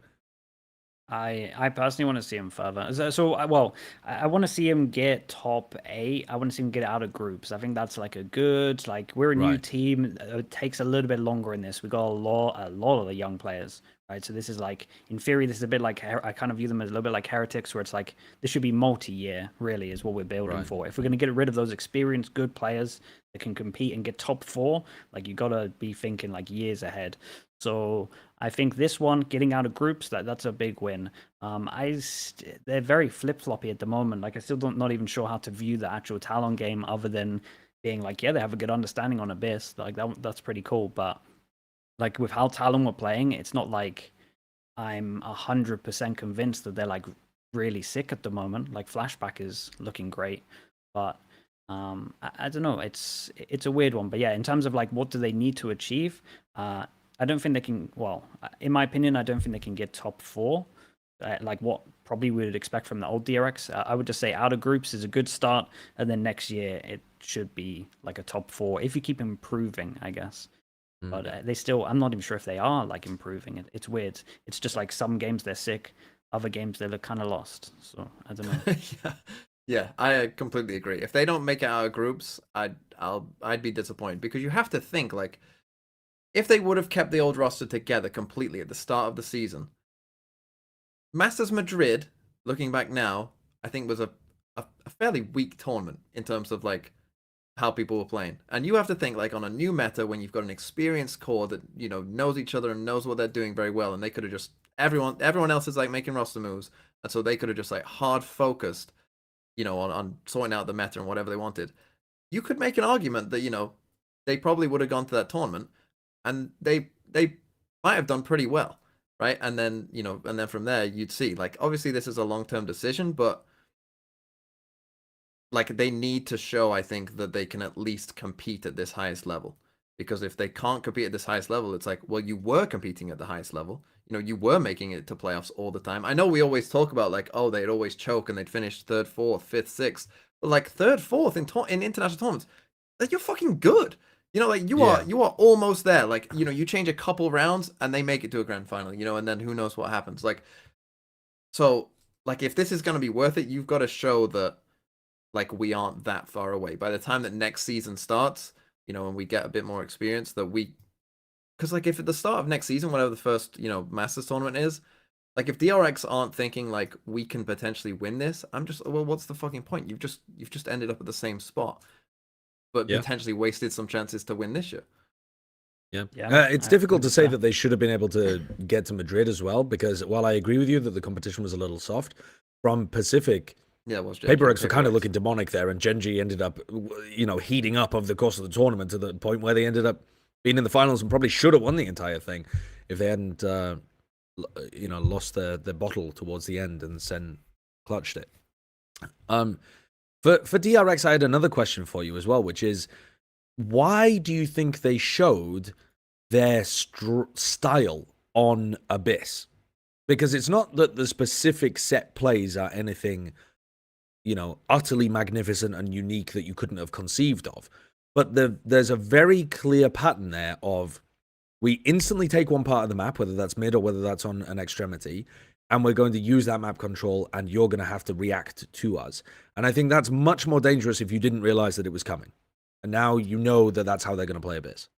Yeah, I agree. I also think it's good. It's good though to get one of those games under your belt on a new map. Like you all feel confident. You're like, oh, we know we can win this. Whereas like you're playing against a team that maybe haven't played it for the first time, and they're like, well, all we have to go off is like scrims. We don't actually know how good we are on this. So I think it's just nice to get like a gauge and be like, damn, yeah, like we are the best at this so far. Like people should be banning this against us. Like I would watch this, and even though there's stuff like you can anti, I don't think they showed too much. Like it was over pretty swiftly. I feel like they should just be like, yeah, I mean, we are the strongest. And I'm always a fan of, I think FNATIC sometimes the same as well. I've heard Boaster talk about it, where it's like we want to just have an official on that map going forward, so we know what we're capable of. We know that we need to fix some stuff, and when you only show like one thing, you can always tweak stuff and play a little bit different, and like even just change stuff for if they are going to anti it, right? You can like anti yourself and be like, oh, they're probably going to do this. It's obvious that they're going to do this, and we can do something, and we can expect that. So I don't think it backfires too much. I think it's good to show strength and have and just get that first official under the belt.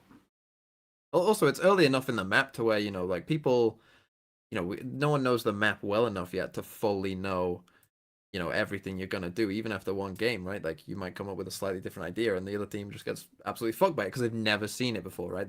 If they've never seen anything like it before. So I think just fucking win, you know, win a game. Yeah. You dominate a team. It's as easy as that. Yeah. Just fucking win. Just win. I didn't get to watch the Gen.G DRX game as well, while we're on the topic of DRX. Were there important takeaways from that game that are affecting how you think about teams moving towards the future? I know that there was a lot of conversation, for example, about Gen.G's Sunset, and they're still playing the same comp with Texture playing the Jet there, and they've lost it again here. Does it move the needle for you in any way, this result?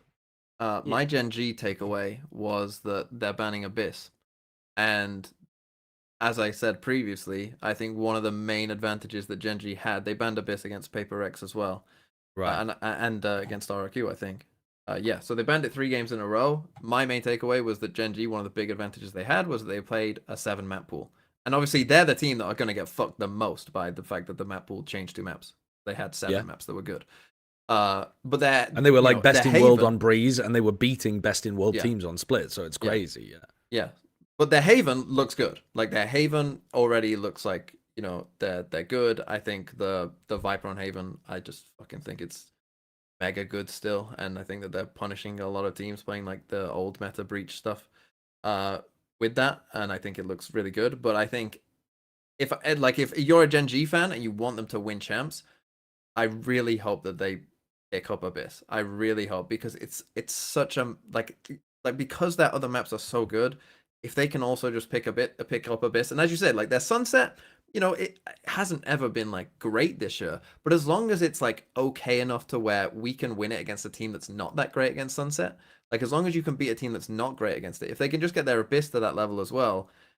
And I know obviously that's very hard. It's very hard to play 7 maps. Most teams don't do it for a reason. But if they can do that, I just think it's such a massive, massive advantage to always know that, hey, when it goes to map 3, we know we're better than the other team at this map. Like, no matter what, because we play 7 maps and you don't. Yeah, I think takeaways from that game, kind of similar to what TMV's saying. I think I would like to see them take Abyss, and we never know what's going on internally in a region. Like maybe they kind of heard from like players talk, man. They could have heard that a team played DRX on Abyss and they're like unreal at it, so they're like, oh, okay, maybe we don't do this one. Like you wanna make sure if you are gonna play one Abyss that it's like a really good score, so teams are like, oh man, let's not even try that one, let's just veto it. And then DRX wise, I mean, it was it's probably the best I've seen this team play, like this Gen.G game, which again is great, but I just need to see more. Like if they look this good against Paper Rex, then I'm kind of in for it, and I'm like, oh, actually, this looks like it's working, because this was the best that I've seen DRX for sure. So that's really cool. But yeah, Gen.G, I'm not even worried about them. I think it might have been like the only thing is what you're saying. It might, like, are they playing Abyss? And I reckon it's probably from scrim rumors, maybe, but maybe they don't have time as well. Who knows? We'll kind of see. Yeah, for Gen.G DRX, for me, like when they play against Paper X, that's a great test, because Paper X are beatable. Like Paper X are a beatable team right now. So in a best of 5 as well, map wise. Yeah. So if DRX are like a serious team that's gonna do at least decent in this tournament, they should be able to beat Paper X. If they get rolled 3-0, I'm gonna be.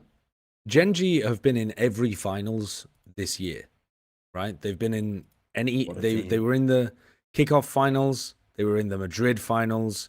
They're in the stage 1 finals. They were in Shanghai finals, which they ended up winning. And now they're in this stage 2 finals as well. That's a ridiculous year. If they end up winning at Champions, do you think they would become the greatest team of all time? Would it have to be? Would it have to be literally FNATIC in the finals with them for that not to be the case? Is there even a world in which it's not? If they win champs, it doesn't fucking matter. They're just the best team. Yeah, like, this year they have fucking dominated. Like, oh, you lost 1 game in a grand final. Like, if they end up winning champs, it's like, oh, you just happen to have lost a close best of 5 once. Well, yeah, I mean, they lost it in Madrid as well. They lost a close best of 5 there. No. I mean, if they win champs, it would have been you've only lost 1. Like, you lost a close best of 5 early in the season and then won everything else. Like, at that point, it would just be like, it's just fucking over. Everyone else go see you later. It's just fucking over. No one has any right to ever say that you're not better than them. I mean, in general, the game obviously improves anyway. So I always say that, like, the best teams now would always be the best teams from the year before, because everyone just gets a bit better each year. You know, it's like we're slowly, like, you know, the progress has slowed a bit, I think, from this year to, like, you know, like obviously like 2021 to 2022, it's like massive, you know, massive differences. whereas obviously it's slowing down, but I still think teams are better. You know, they have smarter util usage. They, you know, they can play situations better, I think, in general.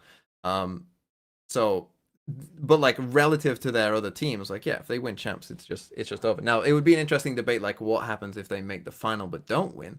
Then I think you have a more kind of interesting debate of like, oh, but Fnatic won 2 tournaments and you only won 1. Are you not adding any weight then to the fact that Fnatic have actually still done stuff this year? Because I mean, we're talking all time. We're not just talking like a 1 year situation. You're taking away from future. You're comparing it to a future Gen.G that doesn't exist. That Fnatic have had an extra year after they won shit. Well, The Gen.G next year, they the just Gen.G turned next up year will earlier. get that same chance. They have. You can't compare them to something that they can't have possibly tried yet. They should have been formed in 2023. Yeah, it should have been there 4 years ago. Yeah. Yeah. Yeah, dude, I'm on the Gen.G train, man. I think they're doing it. I'm looking at how they're playing. I'm feeling pretty confident with what they're doing. They look so scary. Like individually, they look so scary. Munchkin's like their IGL, and he's just out here just one tapping everyone with a Guardian, making it look like the sickest gun Fucking ever. loves that Guardian. They're so sick to watch. Karen just has this thing where he's just like maybe doesn't try and split 1 or split 2 and then just wait until the game means something, and then he's just an absolute monster. Crushed RRQ and mate. Paper X. He absolutely crushed them. Yeah, he's His- smurfing out there. his Like it actually movement looks is like so he's good. smurfing. Like Yeah. he just looks so much better than everyone. It's so Yeah. crazy. He is Scary. got to be the front runner for Rookie of the Year. What do you I was fucking mean? It's over, bro. It's done. Yeah, well, I it's agree. over. If you count John Cutie as a rookie because it's his first year in Tier 1 play, if Sentinels also, if Sentinels win or place higher than Gen.G at this event as well, I think, depending on whether or not you count him, because I know a lot of people are like, oh, he's not a rookie, he was playing with Ghost in the top 4 of the region or whatever, but to me, he's a fucking rookie. It's his first time playing in Tier 1. He played Tier 2 last year. But if you want to define it like that, I think he's also a player with a shot at that. I think obviously it depends how much you put IGLing into it, right? Because obviously, Yeah? like, Yeah. and again, IGLing is a weird thing to take into account because you never know, like, who makes the call, in the moment and whatever. We don't know from the outside. But yeah, okay, that's a fair argument. But Karen's just fucking insane. He's just fucking insane. Yeah. I'll be interested to see where Karen finishes on the. I assume you're going to do a top 10 for champs. I'll be interested to see where Karen places because can't be many above him. But it's going to be a tough one. Top 10 this year. Ooh. Oh yeah, it's gonna be tough. I wanted to was it this game? Yeah, Gen.G, DRX, and like I wanted to talk about Binds quickly just because we never really speak about Lakia. He's like the one person we don't really speak about, and I would say like Madrid, he had a pretty bad showing for sure, but his util on this map was the best I've ever seen the like nerfed Sky. Like I watched him here and I was like, hold up, nerfed Sky kind of looks good when they're doing this. Like he's saving, sometimes he's like saving his util and using it like 50 seconds in, and then other time there's like pressure over the other side of the map, and he's just using all of his util. He's like, he has such a good sense of, should I be using util now or can I save it to like 50 seconds if they're not doing any pressure? And it might have been some of the prep as well, but I watched him on defense and I was like, this is the best Sky util I've ever seen with the new Sky. I think he's just very smart. He has a very good read. I'm pretty sure, and it's just a straight up guess, pretty sure he watches a lot of demos of the people that he's playing, because I'm just watching him just have such a good understanding of this means this, I don't need to use this yet, now I should be sky flashing, can I get the rotate over towards A and stack 3 on the site. So yeah, I just wanted to kind of just highlight him and just be like, man, I saw what you did on Bind, man, and that was crazy. That was sick. You're making Sky look pretty decent even with the nerf. I find it a little frustrating watching Lakia, actually, because I feel like he's a very intelligent player that could do with just somebody coaching him on his movement. I think that it's straight up like, it's one of the weird scenarios where, kind of like how Boaster was a couple years ago, where he hadn't put as much time into his aim and his mechanics and clutching and stuff, where you could tell he was a really smart guy, but he just hadn't put the effort into... it was like the meme of the guy who's worked out at the library instead of the gym. So he's just got the fat head, but he's got the scrawny arms. That's a little bit of what like I'm seeing when I'm watching Lakia in some of these games. Like he's just beefing jump peaks and like walking into walls and shit sometimes. And it's like, dude, if you focused on that just for a little bit of time, he's got the understanding of the game down so well, I think. I do agree with you. it's just frustrating to watch when you have a player like that. Like watching Pump finesse in Kia the is games what against. my chat calls him. Pump Kia. What, and sorry? it's just, there's a little emote that we've made of just a pumpkin with lackeys. Whenever he does something a bit stupid, just Pump Kia. Just comes up all the time with just this smiling face with a pumpkin on it. He is the lackeyer of Valorant. Yeah. So moving on to talking about Paper X just quickly as well. You said that earlier they were beatable. That was the word you used to Yes. describe this team. Yes. And it's so strange because at the start of the year, I would have said they looked freakishly good coming into Madrid, I think it was, wasn't it? Where they looked They had monstrous. one, yeah, Madrid. I know, Shanghai? but what? Feel like weren't they the number? They looked good didn't going they- into Shanghai. A lot of people had them winning Shanghai. Yeah, I know a lot of people had them winning Shanghai, but I swear to God, didn't they win at the beginning kickoff as well and just look Oh, fucking? Gen.G beat them. All right, yeah, I'm completely mixing it up Gen.G then. the goats. Yeah, so they looked crazy coming into Shanghai, but then they ended up doing worse than they did in Madrid in terms of losing out to. I guess they didn't play they didn't lose to the worst teams in the world, for example, but losing to 100 Thieves cut their run quite short, and the only win they had was over an extremely struggling EDG. 100 Thieves loss is looking worse as well. Yeah, but the 100 Thieves form, I Thieves were think, good was at the nuts time. at that point. I mean, they crushed Foot. They stomped on him. True. It would have got a red card in the England game. Just the cleats out stomped on that Foot. So what I'm getting at here, very convolutedly, is that it almost feels like the worse Paper X look heading in, the better they perform. And the better they look heading in, they haven't been able to perform. So I don't know whether to believe the fact that they do look shaky at the moment. This team defies all rules and all projections that you might have about how you think rounds or tournaments are going to go for them. Yeah, and that's been my story for this year as well. I'm just like, I started off with Madrid, and I was like such a big believer, and then they lost the first game. They looked awful, and then I was like, no, I'm not believing anymore. And then that made them be unbelievable, and I'm like, wait, I can't predict this team right. And then I'm just looking at them coming to Shanghai, and I'm like, oh, they're winning it all. And then they go to Shanghai and they don't look good. I'm like, oh my god, man, I can't work out this team. So.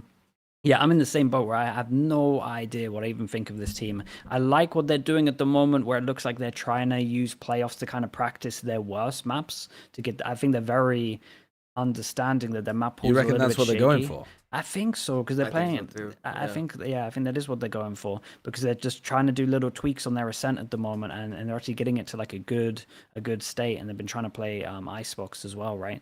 And I think they're the kind of Yeah, maps where Icebox. like maybe I wasn't that convinced with them. And dude, they're showing discipline. Have you guys been seeing that?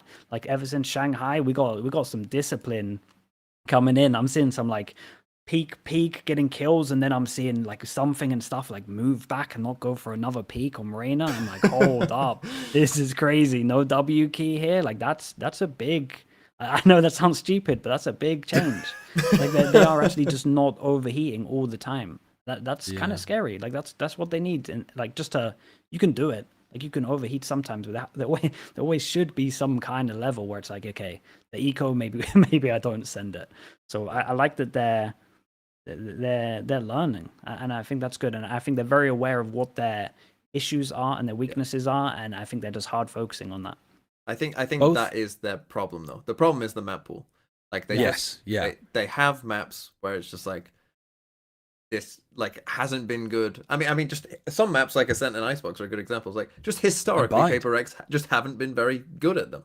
Right? They Yeah. just haven't. And then there's some like there's other maps as well where I think the thing with Paper X is what happens is they struggle, and so then that forces them to change somehow. Like I think Lotus is the best example of this, right? So they struggled on Lotus early in the year.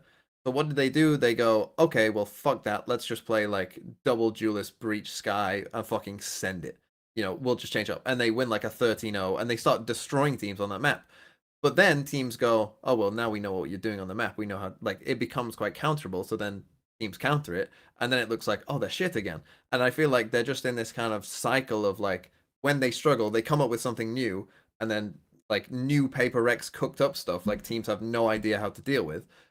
But then once teams figure out like, oh, you know, they see it enough, then they go, oh, I do know how to deal with that now. And so then Paper X struggle, and then the loop just continues. And so you kind of, but it happens to different maps at different times. So like on certain maps they'll be like in the good phase, and then on other maps they'll be on the bad phase, and so it leads to this very confusing mess of like, are they good? And you don't know. But hopefully they can use this playoffs, and like, you know, the game against Gen.G, you know, like they played on Ascent, and it was like, you know, they're playing this kind of obviously a weird comp that they like to do, and it's like, you know, there's some rounds where you're like, oh, this isn't too bad, you know, some of their defense side was, you know, pretty good after a rough attack side, you know, and then they come onto Icebox though, but then it's just like, oh, you just look outclassed by Gen.G, to be honest. So there's definitely, like, that is the concern. They definitely need to figure out something on these maps, because and obviously like Gen.G banned Abyss against them. It'd be interesting to see if they play Abyss versus DRX, because obviously Abyss right now is an unknown. But if they're really good at Abyss, that Both fixes of their some of your opponents maps. banned it. Yeah, if you are really good at it, that fixes, you know, this map pool concern quite a bit if you've got like a really good map. But if they're also shit at that map, and like Abyss, I think is a map that I think Paper X just are in general worse at big maps, because Jing's agent pool doesn't lend itself well to big maps, and so they, I think, struggle a bit more on those bigger maps, and so I think Abyss, if I had to guess, Abyss won't be their best map. But I think if it is a good map for them, then fuck everything I just said. But if it is shit, then they are fucked. Yeah. Yeah. Zix put it really well to me when he was doing an interview when 100 Thieves played against Paper X. He said, I think this just sums it up nicely. Paper X break your pattern recognition. Like, that's one of the big reasons that they have success, is that you recognize that X means X as a pro player in a lot of scenarios. This util comes in, I need to back off. You know, this happened on the other side of the map, I can take a bit of space. Like, these kind of ideas that are baked into your head. Paper X fuck with those. They do the opposite, or they pick certain timings that are unexpected to do certain things. And I think that is just a bonkers way of trying to make a tournament winning team, is to try to play to constantly have to try to subvert expectations at all times, even expectations of how you're going to subvert expectations.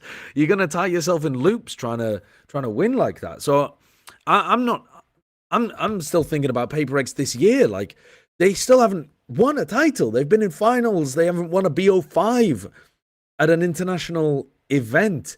Is there any hope for them to do it this time and get Jing the trophy here? Is it possible? It kind of comes down to a little bit of what TMV's saying. I think they gotta hope that their Abyss is like really good, and then, dude, they would probably fall the best of fives again though. that is the issue, like, because of their map pool. Like, you'd have to come up from the upper bracket and hope you only ever get one best of five, and then you get the double ban. Like, I think that's the only way they do it, is not going down in the lower bracket, because that map. They've done that before twice as well. Yeah, it's true. Twice they've had double map ban, and twice they've lost.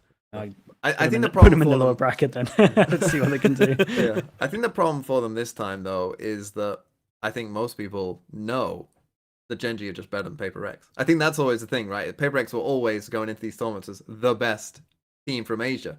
And so there was always a hope of like, oh, well, we haven't seen them versus the best of EMEA and Americas. So, you know, maybe they should be favorites. But now everyone knows Gen.G are better than Paper X. And I don't think many people would disagree with that. So it's like, no, I don't think people see them as like, could they win the tournament? Yes, of course they could. Maybe that'll help, right? Maybe there'll be less expectation, and maybe that will help them because there's no expectation on them this time. Or less expectation, I should say. But I think it's going to be tough. You look at teams, you know, not just Gen.G, but Heretics, of course. You know, we're talking about FNATIC. I think G2. I mean, you'll get onto it with Americas without me, but I'll just quickly say that fuck me, that G2 versus Sen game. G2 looked insane. And if they play like that, fuck me. Paper X has no chance. If there's that many good teams, they have no fucking chance. God, imagine G2's fucking discipline. They're just fucking sitting there, never peeking against Paper X. Paper X just don't know what to do because G2 only ever peaked them with 5 people. Imagine. That would be the most sad game to watch of all time, honestly. That'd be like, Just losing that'd be their like having, identity, just having a lovable puppy that's just bouncing around all over the place. And, oh, I love this puppy. It's so cute and sweet. And someone just comes in and shoots it. That's what a G2 Paper X game would be. Just slowly watching everything you love die and realizing that they actually shoot it wasn't but as it good as doesn't you kill thought it was. instantly. You watch it slowly die, slowly. It lies whimper out. agonizing on the floor, and you have to watch it. Just you're tied to the chair. The scene in James Bond where they're using a rope and whacking your bollocks every now and then as well. Well, Team Secret might like that. Okay. Well, I think that does it for the Pacific Yeah, what a great discussion. spot to end. Yeah, we've got to end on that. So let's. Should we go to a break, Kurt, or are we? Yeah, let's take are we a gonna short try break to go to Send straight me into the mud. Yes. Send me into the mud. I don't have think a we button can, to- actually. I don't have a Oh, button you to only send have you a- in the mud. You I'm don't have a sorry. free into I can two? do this. Oh. I kind of can send you in the mud. Hold on. Let me press a Let's see. button here. Kurt's gonna cook. There we go. Oh yeah, he's gone. But let's I He didn't turned into tell Dryad. Dan to come on yet, so it's just blank. All right, we'll That's have dangerous. Just turning on a cam in the middle of the show. that is true. Sorry, Dan. But yeah, we'll be right back. All right. See you in a bit. We'll do a 3-minute break. I'll tell Dryad and GB to pop in here. All right, I'll be back in a little bit. Yeah, same. Well, that means I have to get some sick music going. All right, let's do that. Let's see what we got here.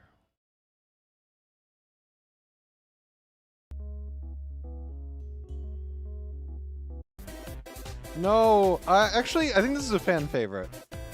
It's not my favorite, but you guys like this song.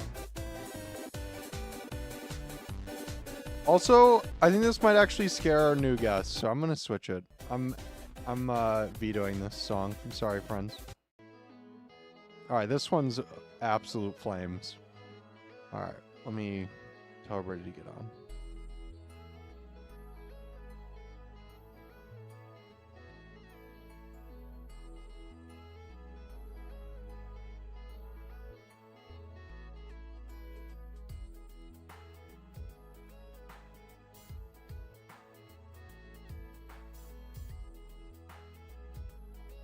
You guys can hear me typing.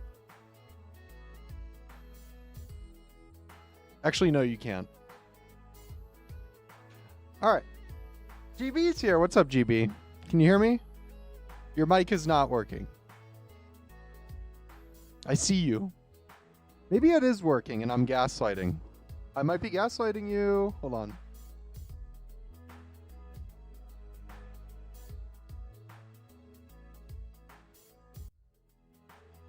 Yeah, I think I'm gaslighting you, GB. I think your mic's fine. I just double checked you're not on there. Let me fix it for you. Or for me. You're fine. I'm sorry about that.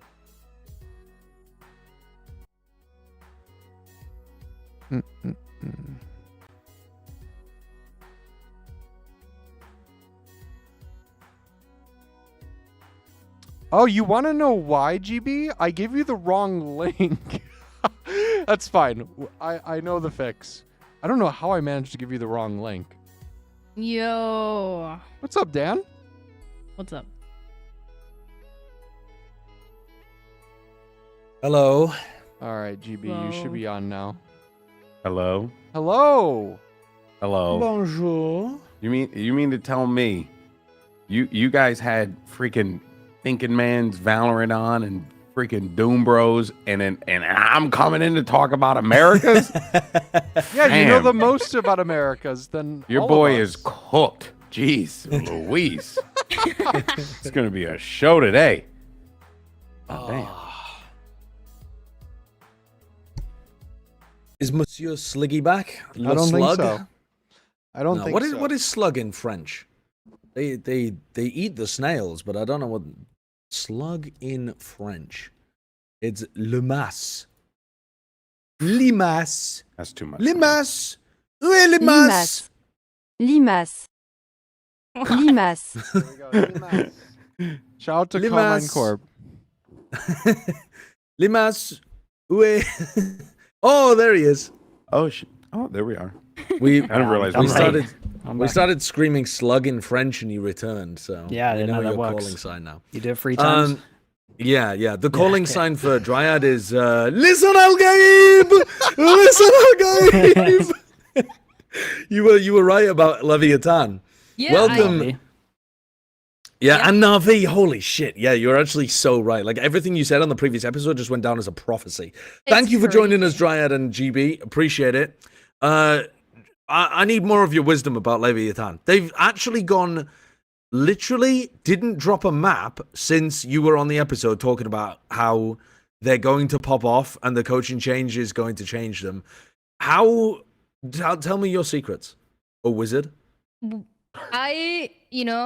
I get a little bit of insight from the interviews, and I work with that. Whatever. Sometimes I feel like I'm overcooking it. Like sometimes I'll get an interview, or I'm like, it seems like the team really hates each other. Not about Lev, but other teams. But for Lev, Which team? Yeah, tell us. 100 Thieves. Yes, he told us. That's crazy. Damn, son. I'm like, Streets am I is reading talking. this too hard? But for Lev, I went in. I talked to the coach. I was like, oh my god, he sounds like a perfect coach for this team.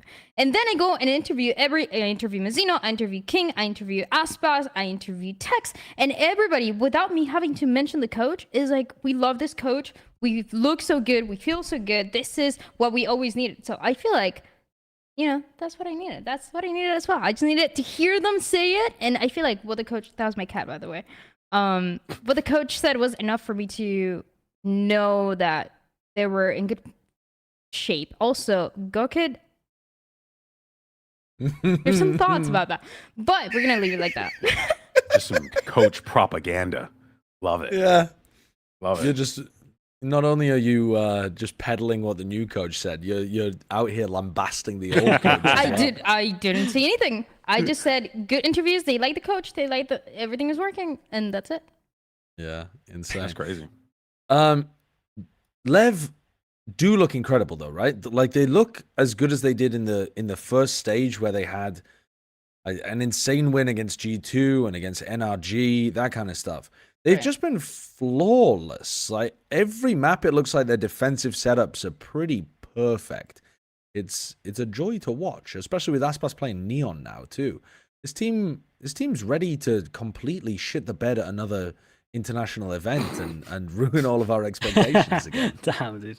I think you touched on a good point there, though. Like, Aspas is one of the rare duelists that looks like he can play the golden three of Jet, Raze, and Neon and look decent on, like, no matter what it is. So that's pretty cool. It's very rare at the moment.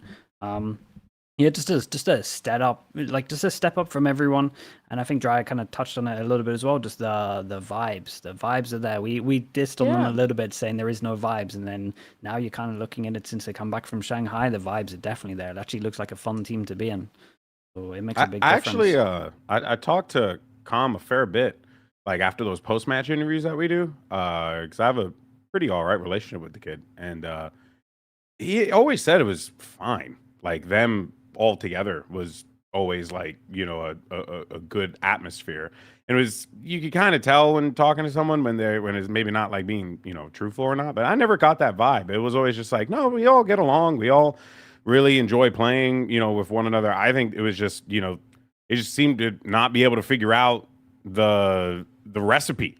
You know what I mean? Like there was like they needed someone to kind of like unlock each of their own potential. So I guess, Dan, what you were saying about the coaching thing, maybe it was just a simple thought process change, which is all they really needed. It's what Itopata said for the interview. It was talking about how there were some players that were playing very passive or just playing a different playstyle that was uncomfortable to them.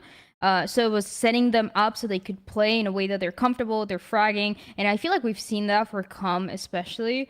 I think everybody knows it's been a rough season for him. And you can, I feel like he's still finding that consistency, but you can see him look a lot more comfortable than he did before. I don't think it was ever like bad vibes with the team. I think it was just the structure that they had to play that they didn't like, or they didn't realize it just wasn't working for what the players are. I'm really surprised if there were never any bad vibes within the team. Like cutting Nozwa Christmas Eve, Oh, well, and then that's a different Aspas, Well, that's Aspas you're right. wanting to play That's with him, different. and like it seemed like bad vibes from the beginning. Like you set up a super team with a vibe schism from the very start. That's, I think, maybe part of the reason why all of us were primed looking for the cracks in Leviatan this year. But also just I've never seen a man more shattered after the loss in Shanghai. So I think it's very impressive that he's managed to pick himself back up, because holy, like he infected me with the malaise after doing the interview with him when Leviatan lost. It was Dude, brutal. I actually, a question for the panel, because that's, what I do. With Leviathan kind of like working out, do you think that this now just becomes, commonplace? Like, hey, we'll get International super teams. Yeah, like you get the international super teams scattered about, different. No. No, you don't think so? No, I don't think so. think I this think is this is such a unique exception? case. Like I said, I think the team itself, they do get along, but because I always see the way that they hang out and they interact with each other, and it seems like in every kind of combination, they're at least fine for matches. You're like having fun and everything. But I think there's a deeper layer on. It's not the communication, which can be the issue for a lot of teams. It's just more of, it's a very unnatural way to make a team, especially the way that Lev did it at the beginning of this year, where they were specifically. So the way this, this is public. The way that this worked out is that they were looking for a Spanish-speaking coach. They found Goket, but the team ended up speaking English. So it was just like a very unique situation that, if you're not making something like that happen, there's no reason for you to be putting that. Oh, let's make this international team. Yeah, it makes a lot of sense. I think when it's like with this team, I think they got all the pieces are like at the right point. Like Aspas had something to prove against like Loud. Tex had something to prove against I guess it would be now G2 in terms of like him getting drops. I think that's a big factor when you get so many people and they all have like that one big thing to like prove. I think it really helps when you kind of all bond on at least that one thing where it's just like so many people want it that it's so contagious. I think it could be doable. I'm just not sure. I think there's so many different teams from different regions at the moment that people will kind of look at, like Gen.G and like Heretics of just like, oh, let's just get loads of like young new kids, and that's probably the way to do it. So it might make people like branch out a little bit to some of the other regions or different like I guess countries of people where they come from. But I don't know. It's I think it's just we're in such a weird spot at the moment where there's so many ways to just make things work at the moment, and like roster reshuffles, it's going to happen again this year. Like it's just so many proven examples that building a new team is just the one to do. So yeah, I think it's very possible that we see something quite similar to this with Sadak next year. That's true. And I'd like to see that potentially Like happen. Sadak on Loud, or I don't know. Depends Okay. whether Loud are willing to put up the bucks to make some kind of super team happen. bro, Because I would pay a lot of money to keep that man on my organization. Yeah, He's not, just a good not brand. enough. Yeah, I mean, I guess so, but I'm just putting it out there to the world right now. Loud, pay the guy. Goddamn. Yeah. Shit. But also, you have to pay to put good talent around him too. Like when Yeah, they first true. made the Brazilian super team, those players weren't known, so I doubt they were pulling in. Aspas was a ranked demon. Les had come out of basically nowhere as well. Pancada wasn't even known. Like a lot of those players, it was only Sassy and Sadak that were really known. The others were just very, very good scouting. So I doubt that they were paying the huge bucks to get that original roster, at least compared to what people like Sassy and Pancada could command when they moved to Sentinels. I feel like we've gone off on a bit of a tangent here, though, and I do want to rope us back in just for one quick question, which is, can anyone name a team that Leviatan have beaten recently that was good? Hold on. Let's look, shall we?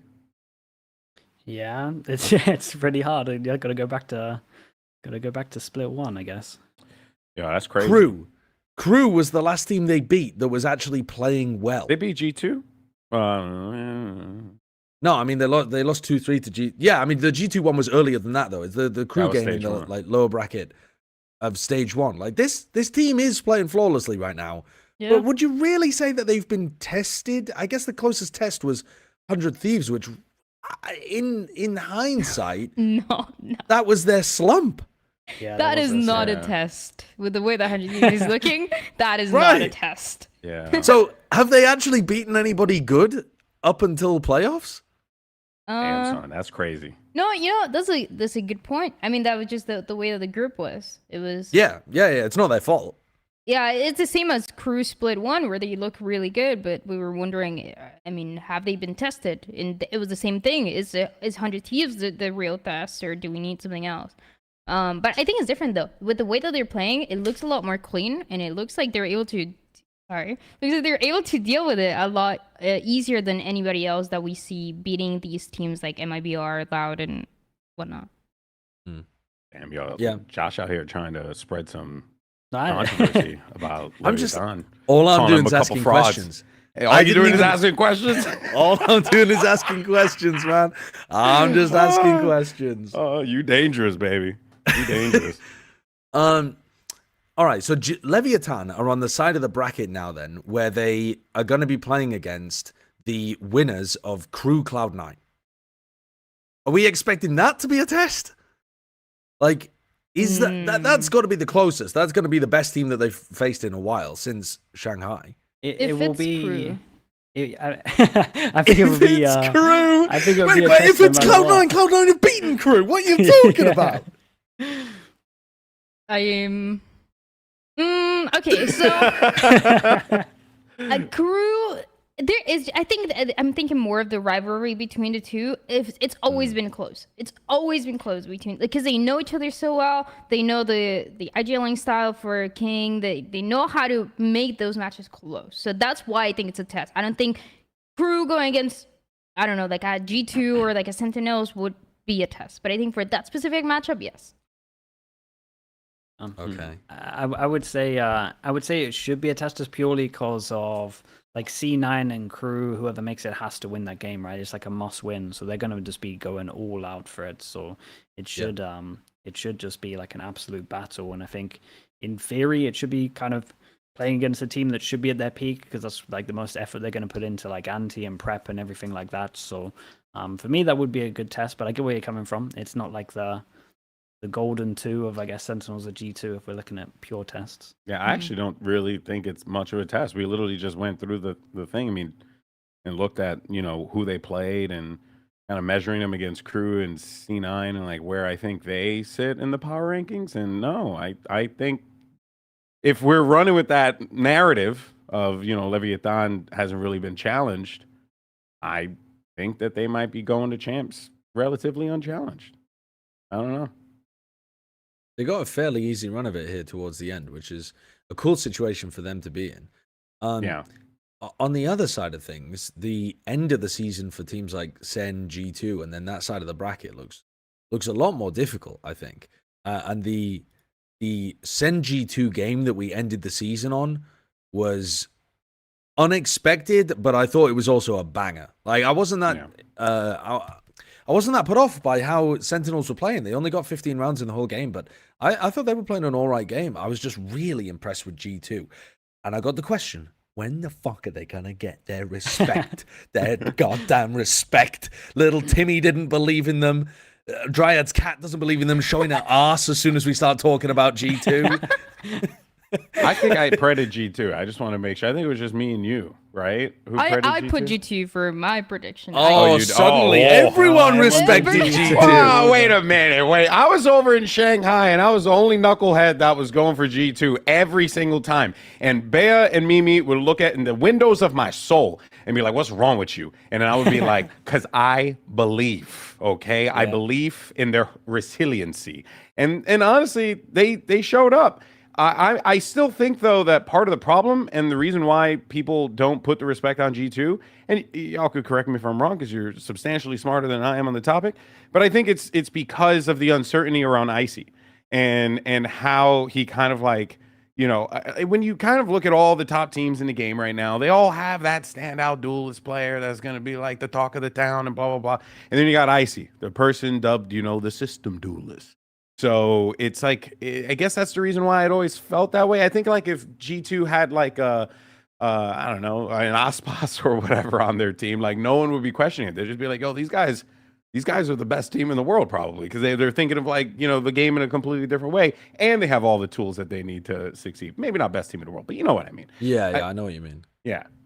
I feel like the tide is turning. My chat asked me a question today while I was doing a co-stream. They were like, "Who do you think the top 3 raisers in each region are?" And I was like, "Oh, for Americas, the top 3 people that come to mind are like Zekken, Aspas, Jorgamo," and the chat was like, "Icy, not icy, not Yeah. icy," and I'm like, "Well, you fucking recency bias, Reginald. Like, you would have spat in my eye if I said icy before yesterday, and here you are saying that he's top 3. I mean, how good is the guy? Because he this is the popped thing. off yesterday. Yeah, this is the thing. It's just like it was like split, kind of looks a little bit okay, and then they got to playoffs and he was looking better, and then he went to Shanghai and he's looking better, and it's like okay, and then now we see this game yesterday and he looks even better, and it's just like, are we just straight on just going up? Like, how are you gonna look in these other games? So yeah, I agree with what Golden Boy is saying though. It is like that. They're not a flashy team as well. They're not a flashy team that don't have that draw list. Well, in theory, they haven't yet really had that draw list apart from that last game of going like absolutely nuclear. And I think they're just fundamentally an incredibly sound team. And they do something that is very impressive that I've pretty much been being critical to a lot of teams from all regions at the moment, and that is they have this ability to look at a new comp and instantly work out what its weakness is and make a game plan like that. Like that bind game that they played was so impressive. Like I got to shout like Valen and like Josh as well, the coach. Like they came up with such a good game plan instantly. They realized no Viper, like we don't have that wall on defense over towards B. Like we ended B like 6 rounds in a row. I Even think if it that's was like all the fakes over towards A and then back to B because they just couldn't hold it.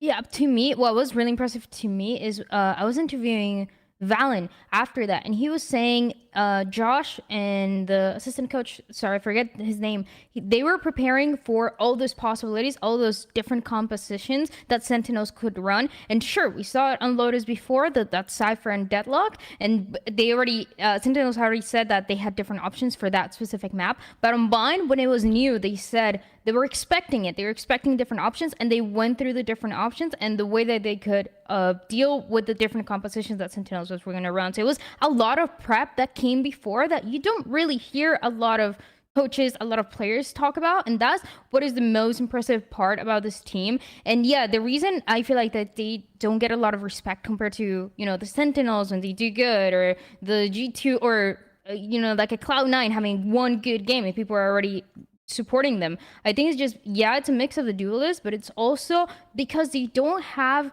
the most fun, exciting Paperix game to watch. It's Very a lot fundamental. slower. You can It's a say lot more it. These fundamental. motherfuckers are boring as hell. Gotta say it. Step it up. And it makes it so people are watching, and sure, they're watching these 3Ks, these 4Ks, they're watching these really good players go crazy, but the game itself, it doesn't give what other teams do, and that's fine, because just like that, that's how they're winning.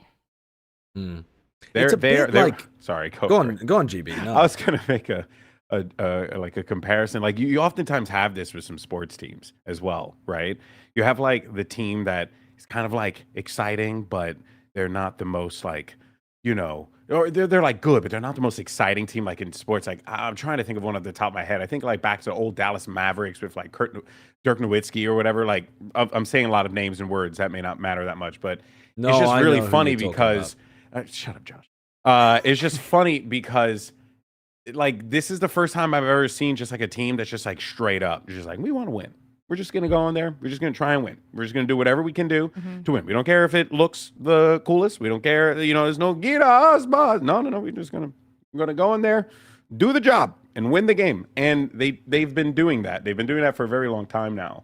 So it's kind of, I don't know. I think eventually, to answer the question, now's the time to put respect on G2. They just beat Sentinels. They looked absolutely fantastic. I think that they're going to make a pretty damn good run in the playoffs. They should be a champs. Like, I'd be disappointed. I consider it a complete blunder if G2 doesn't make it at this point. They're Should be fine. Yeah, they should be okay, but But they can still miss out. That'd be crazy. They absolutely can. yeah, Like, they absolutely can. If they lose, and they'd be playing against the winner of Sentinels 100 Thieves you know, whoever wins that game, they did just beat Sentinels, so it should be a win there. But if they lost that one, then they're playing against, dude, I mean, then they're playing against the loser of Lev or Crew Cloud9. They're making it to champs. If they don't make it to champs, it's the world's most unbelievable fumble, actually. I just know that we're gonna get the Crew G2 for the 5th time this year. Like, I know that's gonna happen in the lower bracket. It's gonna happen again. Crew G2? I don't think For the G2 is 5th going to time? lose that How game. have we seen that match 5 times? I can't. It's unbelievable. When have we seen that match? 2 5 times for kickoff because it was the group with 3, and then Right. 1 regular season, 1 playoffs for Shanghai. So this would be the 5th time they play each other. It's insane. Damn. Wow, I didn't realize that they'd played so much. Crew have had their shit kicked in by G2, actually. That's crazy. I didn't realize that that's like Crew's kryptonite. The kryptonite. Yeah. Yes. There you That's go. a Good one. That's for you, Golden Boy. We'll use it for the desk next week. Yes. Yeah, Kurt wrote in the document as well today, 81% of the Plat Chat fans picked Sentinels to beat G2 this week. Oof. And yeah, from Americas, there was only like 2 or 3 people. But I get it though, that believe right? it was wrong. You can't like knock it, right? Like Sentinels were looking freaking perfect. It looked They like also they were doing didn't drop a nothing map. wrong. Yeah, like Yeah. I was shocked that I went into those games because when I showed up to work and then everyone's like, these games are important. I'm like, all right, let's dial in. Let's see what we got here. And then you see Sentinels G2, you're like, okay, you know what? Maybe G2 takes a map, but I think Sen should win that. And oh man, did not see that coming. Pleasantly surprised. And it was awesome to watch. And as you said at the top of this, Sentinels didn't look awful. It's just G2 just looked really good. And Yeah. that was cool. What do you think about Sen from the perspective of a team that didn't have as much to play for? If they won, they locked up their spot in champions. But as long as Sen wins 1 game or Lev wins 1 game, they're in anyway. So they're feeling fairly good about it. The comps that they ran also are like little alarm bells going off in my head. Not alarm bells meaning that things are going to go badly, but like this might not be their one and only comp for these maps. I was saying it on the broadcast as well that running the deadlock on both Bind and Lotus seemed like more of a throwing your opponents off in terms of what they're coming to expect than something that you're going to permanently be running on these maps in the future. Yeah, which is what they did when they went against Crew, right? The first week we saw Sentinels running the deadlock. Second week they go without the deadlock, and they said, Josh said, we ran this because we thought Crew were gonna think we're gonna keep the same composition, and it was actually something else. Maybe it was not week 1 or 2, but it was something like that. Yeah. So they changed the composition. They do that same idea, and I feel like it's gonna continue to be that way for Sentinels. I don't know if it's true or not because players will say things to throw off the players, but the second was, for example, saying that they had the neon in the back pocket, like that was an option, and that's always been an option. So I feel like because they're in that comfortable spot, they're saving a lot of stuff that we haven't seen yet.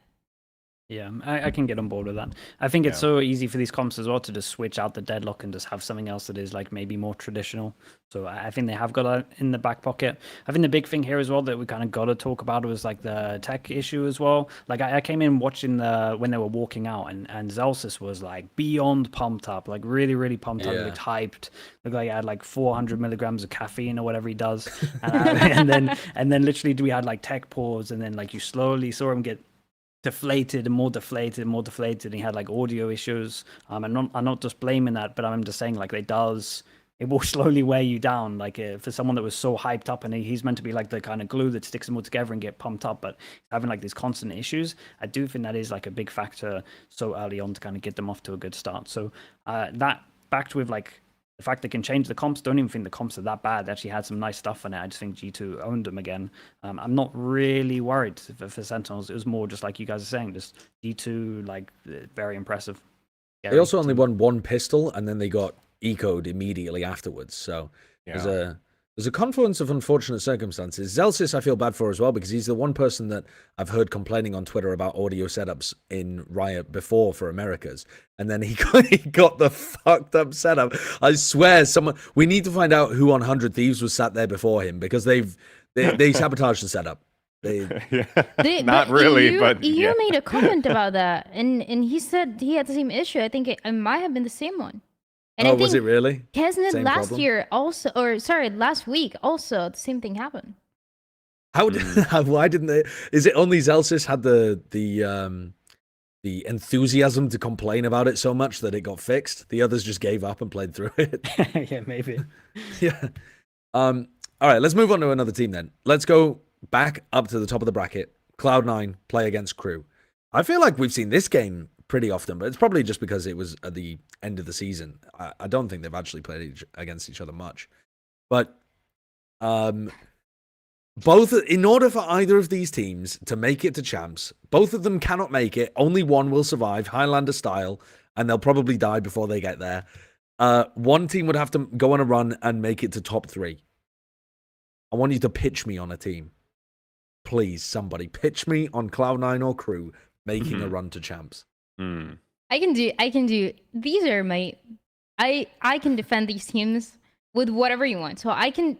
You tell me Crew, I go Crew. You tell me Cloud9, I go Cloud9. Well, Who do you want me to said defend? you said that you thought Crew Lev was going to be a good game earlier on. So I Yes. want to hear you defend Cloud9. Okay. They got Oxy. No, I'm kidding. I was gonna say the That's same also thing. true. That's also true. But hear me out. I think Vanity as an IGL, if we see him from the beginning of the season until now, the way that he was calling, and obviously that energy game is the perfect example, but I think overall the way that he's been calling has been looking a lot better. I feel like he had that pressure because he talked about it at the beginning of the year of wanting to be like Sadak, wanting to be like all these big IGLs, like all the big examples that he was following. And I feel like all that is really showing now.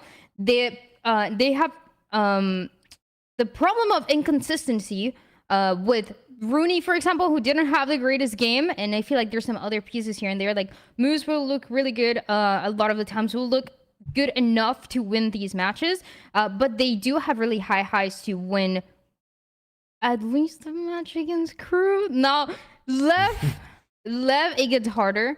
I think Oxy has a lot of pressure. Like he is this kid that you can tell when he has pressure for these matches, when he's looking up to one of the players, like it could be Aspas, it gets in his head, and you can see in the way that he's playing those games, the games that he's lost, the games that where he's not performing, but he'll always get himself back up. So I feel like you just need to hope that is going to be one of those high games for Cloud9, and they can definitely make it when they're looking in that form with Vanity and Oxy especially, and I think the rest of the team is able to add up, but they're very consistent pieces, so you're most likely gonna rely on those two. I got a question for Sliggy, because I know that you played in the Premier team with EMEA. I don't know what would you say you know EMEA fairly well? Like, do you go back to CS days as well? Yeah, we go back to CS. We kind of know. I mean, everyone in the UK, that came from CS, knows each other. We all So- play gathers and stuff. Did you listen to his interview that he had At halftime, Where- where he was like basically just flaming his team. Yes, Yeah, dude, that's Where- very him, man. That's very him. He's like he'll just tell you how it is. Like if he thinks you fucked up and you're doing shit, like he'll just say it how it is. But I think that's a good aspect. Sometimes you need someone to just be like, this is what you're doing wrong, and like don't really care about your feelings. I think that's an important environment to have in a team. Just someone to just tell you how it is. Luckily, they didn't hear him, and I think that's fine. But he would have given them a bollocking and probably just said it anyway. To be honest with you, But it's not his response that concerns me. It's the fact that he really believes his team are just shitting the bed in matches, playing far worse than they should be, and are not listening to him at all, even during the timeouts. that was mental. Where he's like, I called a timeout, and they weren't And they listening to ignored what it. I said. That's crazy. That Yeah. one was very shocking. One of our better coaches interviews, I would Definitely. say. Yeah, for sure. You know? Yeah, I get where he's coming from though. Do you not feel like when we watch C9, you don't know which version you're gonna get? Like sometimes I'm watching Vanity on Sunset look like an absolute aim god, and then other times I'm just like, oh man, like the aim's not there, and like the Zeppa's maybe not playing up to the form that we normally see, but then sometimes it's just really good. Like I get on board with what he's saying. They look probably like maybe the most inconsistent team in Americas, I would say. I And agree that's with why that. they're going to win the whole damn thing. Yeah, and then, No, and then they went on a please. run. Honestly, well, it wouldn't shock me. Like with them, they just are so random. There are times where I show up to, and I'm like, I'm excited to see C9 pop off, and then they lose that first map, and then it all just comes crumbling down. And it really it breaks my heart because there's a lot of talent on that team. But yeah, it's like as you said, Slicky is just way too inconsistent, way too streaky. Perfect for them to qualify and win the whole thing. Yeah, They It are was very really streaky. hard matches though. The matches that they last had to play, the first one that I like to see was actually that G2 match. I think they look really good. It was a close one for a couple of these maps. The rounds were very close. But the problem, and I feel like people just watching that were already underestimating Cloud9. Like, oh yeah, they're gonna do the same thing where they're gonna keep losing and losing, and they might go winless. But this was against G2, and we already talked about G2. We already know how good G2 is. So the fact that Cloud9 was able to take a map away from them, pretty surprising. It's pretty good for them, but it's the same issue. And what you were saying is they look and they have really good high highs, but they are very inconsistent. I just think that for playoffs, at least in the upper bracket that they have a pretty likely chance to have those good moments. They got that 12-5 comeback against NRG, which was, that you're not going to pull off those very often. And if you exclude that game, every team they've beaten this year was winless when Cloud9 beat them, which is crazy. Because they got all of their wins at the beginning of the year before teams had really got their shit together. They beat Lev at the very start, and then every other team they played had never got a win. I think that Lev win was like a false narrative developing potentially because it happened so early in the season. We were like, wait a minute, this is happening. Yeah. I don't know, maybe. I think that's quite reasonable. This team is very, very up and down. Mm-hmm. Do you think that they're favored in the game against Crew then, Dryad? No, I don't think they are. I know it was that match. They didn't really need the win, so they were not as stressed out for the last match of the group. Both of the teams were already made it to playoffs. But Crew look compared to Cloud9 and compared to even the potential that Cloud9 has, assuming that match maybe they were playing like it was the last playoff spot. Crew, yeah, they have some similarities, but I think Crew should come up on top when you look at the individual head-to-head with all the roles. I would say Oxy comes very close. Like sometimes he'll go a little bit higher than Kesnet, but Kesnet will be always that consistent. And we've seen it more often. I think Kesnet had after not making it to Shanghai, he was looking a little shaky. He was not looking at like the Kesnet that we know of, but now it seems like he's back in form. And the whole team, when you look at them one by one, I feel like I favor Crew over Cloud9. Yeah, I think I can get on board with that. I would say it's like C9 is slight underdogs. Maybe if I'm doing like percentages, like a 60-40, maybe at its like highest peak. It's not crazy. Like they're not crazy underdogs or anything. But I think you did a good point there. Where it's just like individually, if I kind of look at like the form that they're in at the moment, and I go one by one. Especially with like how Heat, Shy, and MTA are just playing really good at the moment. So it's like head to head, I kind of favor a lot of the Crew players. So I think if we're just looking at form, then that's kind of where I favor at the moment. But again, it's a close game. But I do agree that C9 are like slight underdogs. Gotta suck though if you're C9, you see the draw, you see what you end up playing, you're like, God, we just played these and then you gotta do it again. And then Crew's coming in with, regardless of whether or not C9 thought it was like, a leftover game, like Crew should be coming in with a ton of swagger out of that one, There's no reason why they shouldn't. All right. I mean, Gesnet was stunting on him out there. Like easy. He was having a field day in some of those rounds. So I don't know. I mean, you have to favor Crew. It'd be silly to favor C9. The only question mark for me is gonna be MTA. The last match, he looked amazing. I feel like this is when I was talking about MTA, and I would talk about MTA with different people. Like this guy is really good.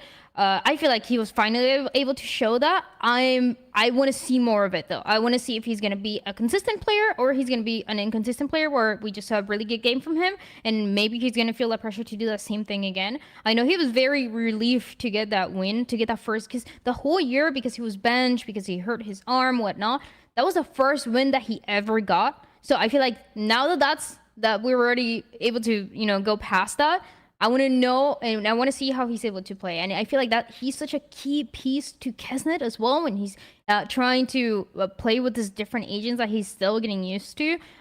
Kesnet needs MTA to be used to that style and everything that they've been running and getting used to. So it's easier for Kesnet.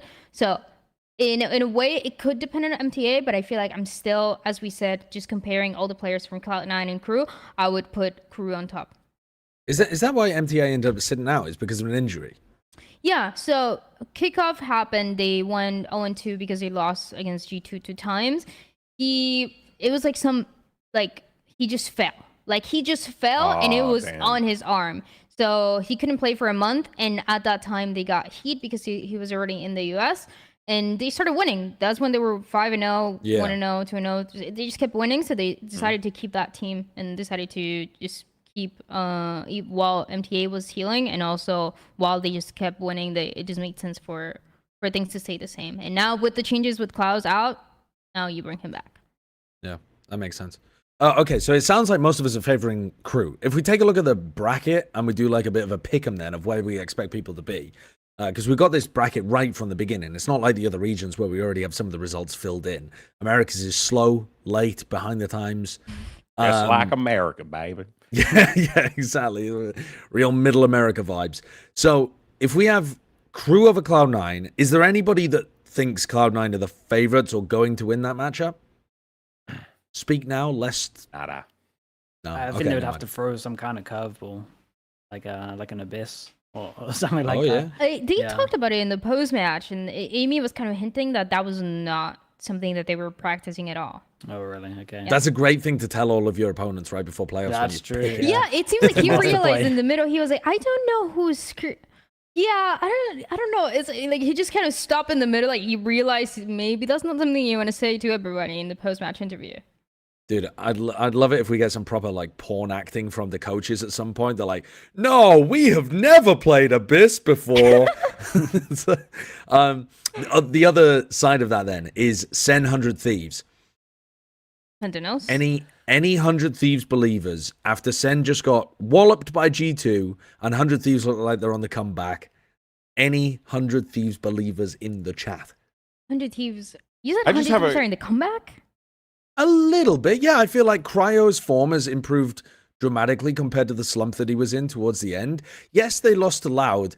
It's a bit of a silly game. I suppose they should have won. They 13-1'd map 1, but I felt like I'm kind of writing that game off to some degree, because straight up it didn't matter at all for 100 Thieves. They didn't know who they were playing against. There was no benefit to having a better seed towards the end. It was completely random who their opponent was going to be, win or lose. So I just don't really care about that match. Yeah, they played very loose. I was watching the Bind game when Boostio was just absolutely sending it through TP sometimes on his own. I'm just like, well, man, Boostio is he's just having a laugh. Really, didn't really want to be. I know it's weird though. I know you're saying like they were playing it loose, but like if you are going into the playoffs and you know that like this champs qualification, the circumstances are going to be really murky, right? Given the champs points and all the other, variables. And you have a Loud team that's like really just struggling to find themselves as a 5-man group. What do they do? Who does what? Right? They were kind of like reshuffling their stuff. And then you get 13-1 and then you just lose. That just feels weird to me. It's like I don't feel confident in 100 Thieves now going into playoffs. Yeah, I think they should have. I think they should have and felt like they were going to win Bind no matter what. It was one of those games where like the first game was so easy that they kind of just did some small mistakes. They threw away some rounds like really early on, and then it was like, oh, it's fine, we're going to win. And then it started getting close, and they're like, hold on, we're not going to win. And then it got to the third map, and they just got straight up outskilled on the third map. Yeah. They won double pistol, and they got wrecked. So I think it backfired. I think they thought they were going to win 2-0 no matter what. I think they just thought that Loud weren't going to look this good or bounce back to anywhere near the extent that they did. So I think they fucked it, basically. This is is basically what I'm saying. Because they needed the point. They need the point, and let's be honest, you would rather play C9 or Crew instead of G2 or Sentinels. Like, no matter what, they should have gone heavier for that game. They couldn't know though at that point. Like, it was impossible for them to play against Cloud9 because even Crew then- won 2-0. So it was only Crew that they could have played against, and even if they won, it was entirely up to the Gen.G game whether or not they were going to play against Crew. So I feel like it's tough to motivate yourself to give a shit in a match like that when you're just That's like, fair. well, it's some absolute bollocks anyway who we end up playing against, so let's just fucking send this one and not worry about it too much. I just in general don't think 100 Thieves have been looking really good. I think the second split, the wins that they've gotten, it was Evil Geniuses and MIBR, and all the losses, it was the Furia, the first win that Furia got, right? It was, Lev, okay, I understand, but even Loud, all the teams that they were winning, and even the last 3 matches, there were teams that were already out of playoffs. The ones that have nothing to lose are them, and for you, 100 Thieves, you want to come in shape, you want to come in form for playoffs, and you're just not looking the way that you did before. It seems like there's something going on. I don't know what it is, but it seems like there's something going on. Yeah, sorry, to bring this back, you've just hinted at it again. At the very beginning, you were talking about, sometimes I'm reading too much into things, teams hating each other. And we were joking, name the team, 100 Thieves, you immediately said. Sir, Your Honor, 100 Thieves. It was 100 Thieves. All right, so now, the T, Dryad, the fucking T. The T. So this is what I had an interview for, I think so prior post-match interview when they won against MIBR, and I asked, you've been struggling a little bit since you got eliminated from Shanghai, you lose the first 2 matches of the second split. What do you do to make sure that you get this win against MIBR, which MIBR winless at that point? That's a win that everybody should get for all the other teams. And he tells me that they had to have a talk, all the players, and realize that whatever ideas or any kind of disagreements that they have, he didn't say disagreements, but he was saying a thing like that. Whatever ideas that they have, it doesn't matter, because at the end, everybody needs to think about how they want to make it to champions, and that is the goal at the end of the year. They want to make the champions. They want to lift a trophy. So it seems, this is when it comes to my reading of what he said, is that there was some disagreement within the team that's still not fixed, and they just need to, they're pushing through, like, oh yeah, we all want to make it the champions, we're going to push it this way. But the more matches I see, that I'm more unconvinced that they're not fixing the issue, whatever it is. And 6 for his interviews is great, and he's saying a lot of things, and he's very vocal about how the team is doing. But at the same time, I feel like he's very honest in the sense that he's pretty much almost saying like we're hoping we can make it. I never feel that the confidence coming through with him. Damn. Yeah. Okay. Just going to let us dwell in the tea for a little, splash around. All right. Yeah. Okay, so does all of this lead us to believe then that is everybody on board with the Sen pick? Yes. Yeah. Yeah, sure. Okay. Some hesitancy at the end there, buddy. But, Yeah, I don't know. It's hard when you see them like at their form, like at their like top form, to be like, yeah, this should be fine. But yeah, you gotta. But do they look at match the recency Sen's form? You know what I mean? Like what we've seen right now from 100 I Thieves agree. versus what we've seen right now from Sentinels, based off of those. And okay, you don't have to take that last Loud game into account, but I mean, we were talking a decent amount about Cryo being a little like, not present for a few of these like games that they were losing. It was like a big talking point for a few weeks for us. So I don't know, man. And then he took a dump on Loud map 1, and then they lost anyway. And then, that was bizarre, crazy. It's bizarre. He was This going one's- for the flaw. I think he almost had a flawless half. Right? He was like 2 rounds out. Damn. I think he was 15-1 or something, and when he eventually died, something like that. It was nuts. All right, so let's move on to the next part of the bracket then. G2 Sentinels. Are we finally going to be picking G2? Yeah. Yeah. Yes. Yeah. Yes. Yeah. Oh God, it feels good to click that. Yeah, button. we're not doing the post show, Bren. Where Bren screwed up the freaking picks because Yeah, you were what a supposed to do maniac. this. You were supposed to do this that segment, and then he I know. shoehorned his way in. Dude, Bren just decided Sentinels is going to beat G2 after we just watched them take a shellacking from G2. The boy doesn't care about previous evidence. He doesn't tether himself to reality. So, yeah, this is the post show. This is the bracket that Bren built. He's telling me to just, I'm the silly goose. He's the sensible goose. God, and he's the one that's pulling sweater this out. is so good, by the way. I don't know why wardrobe put you in a silly goose, but I'm a 10 silly out of little 10 goose. sweater. Yeah, so Bren said that Sen was going to beat G2 the first time and then lose to them in the grand finals. But he also, I mean, Did he pick from G2 to that- win the final? That's the what grand final. Okay. Yeah. All right. But apart from that, I agree with, I think the rest of the bracket, if you just put G2 in instead of Sen.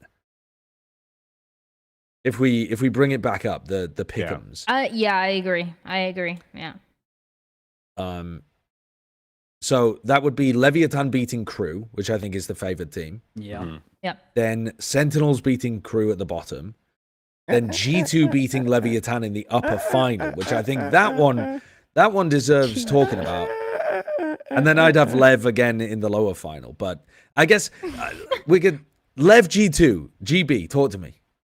Dude, we were literally just talking about them not really being tested, and I don't think Crew is going to be the test. I think G2 is going to be the test, and I think G2 could very well work that ass. Honestly, I mean, I want to be proven wrong. You know, I want to see what Lev can do, but I mean, bro, they were cooking. So kind of hard to. I'm kind of siding with G2 on that one, me personally, but I don't know what the panel's saying.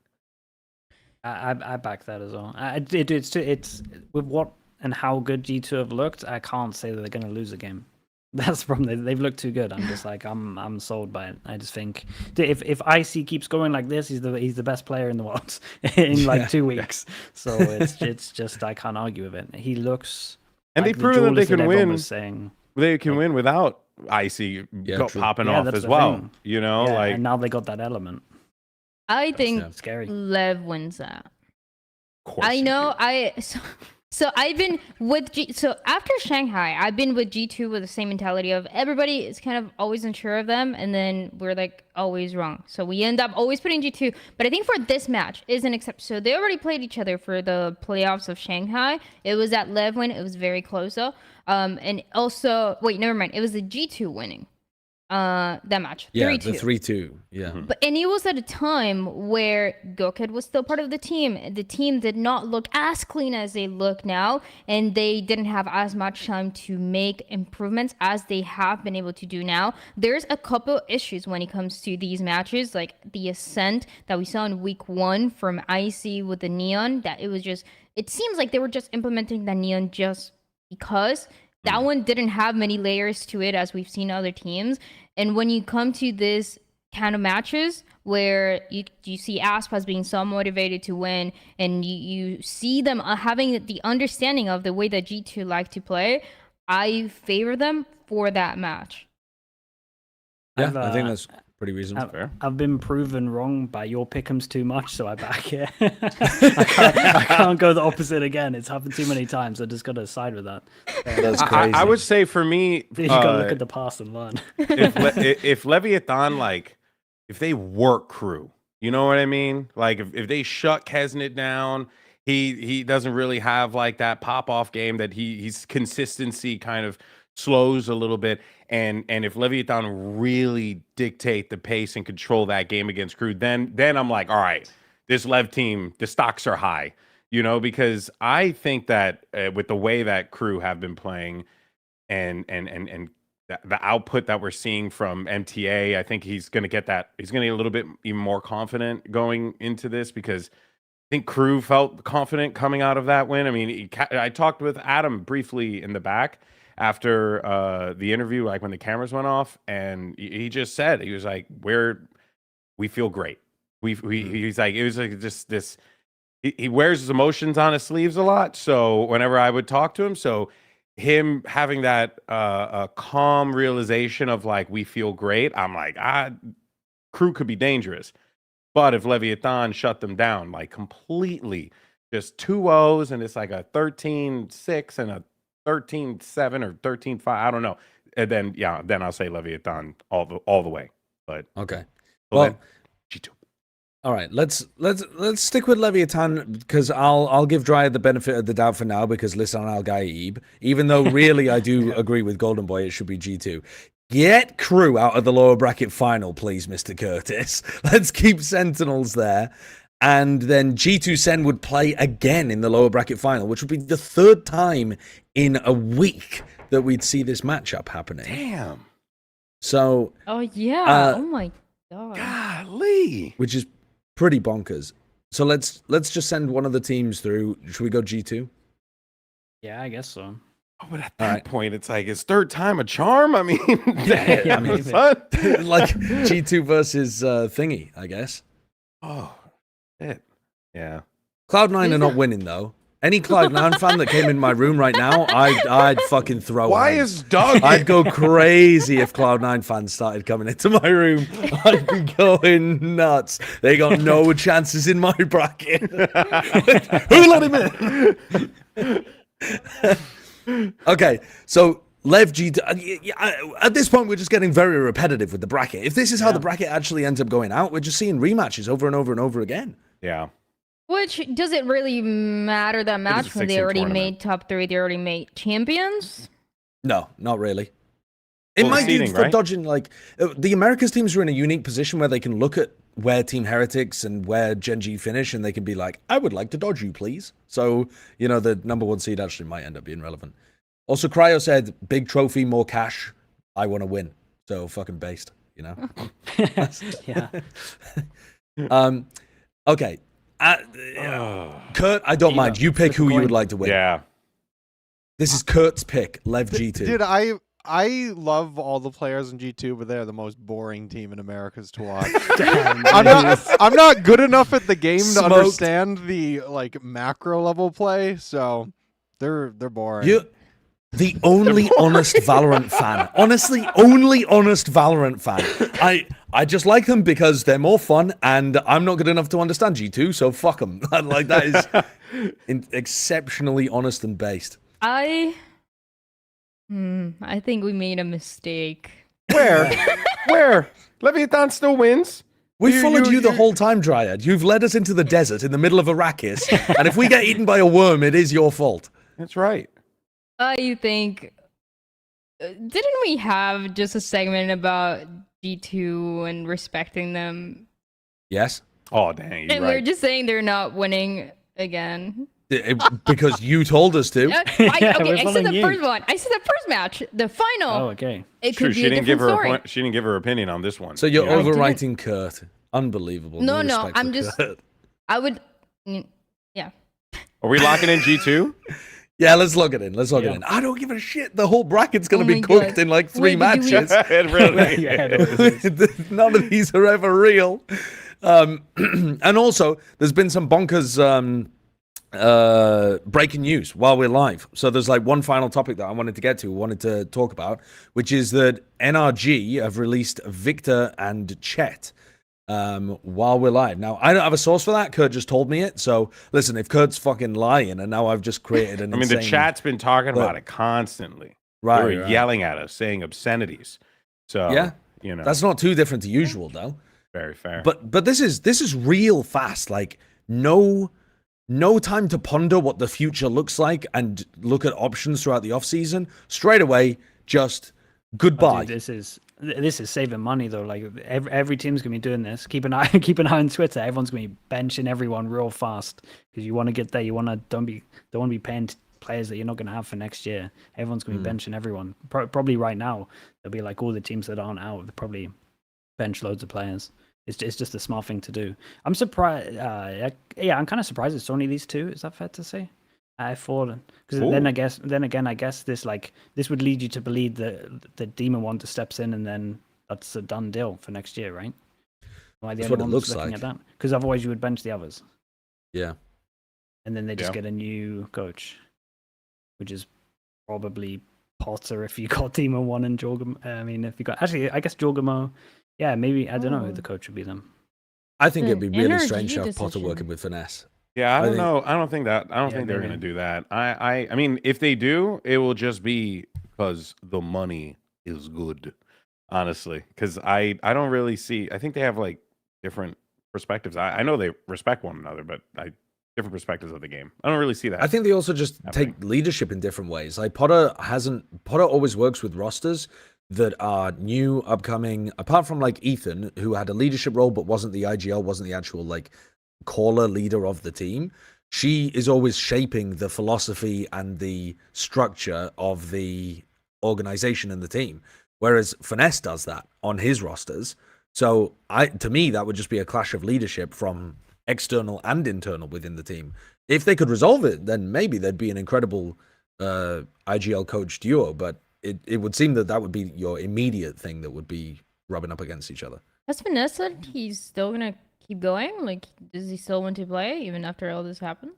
He had an interview and he said that I think it was another interview with Pedro Romero where he asked Finesse, what's it going to look like for next year? And Finesse said, that's up to NRG.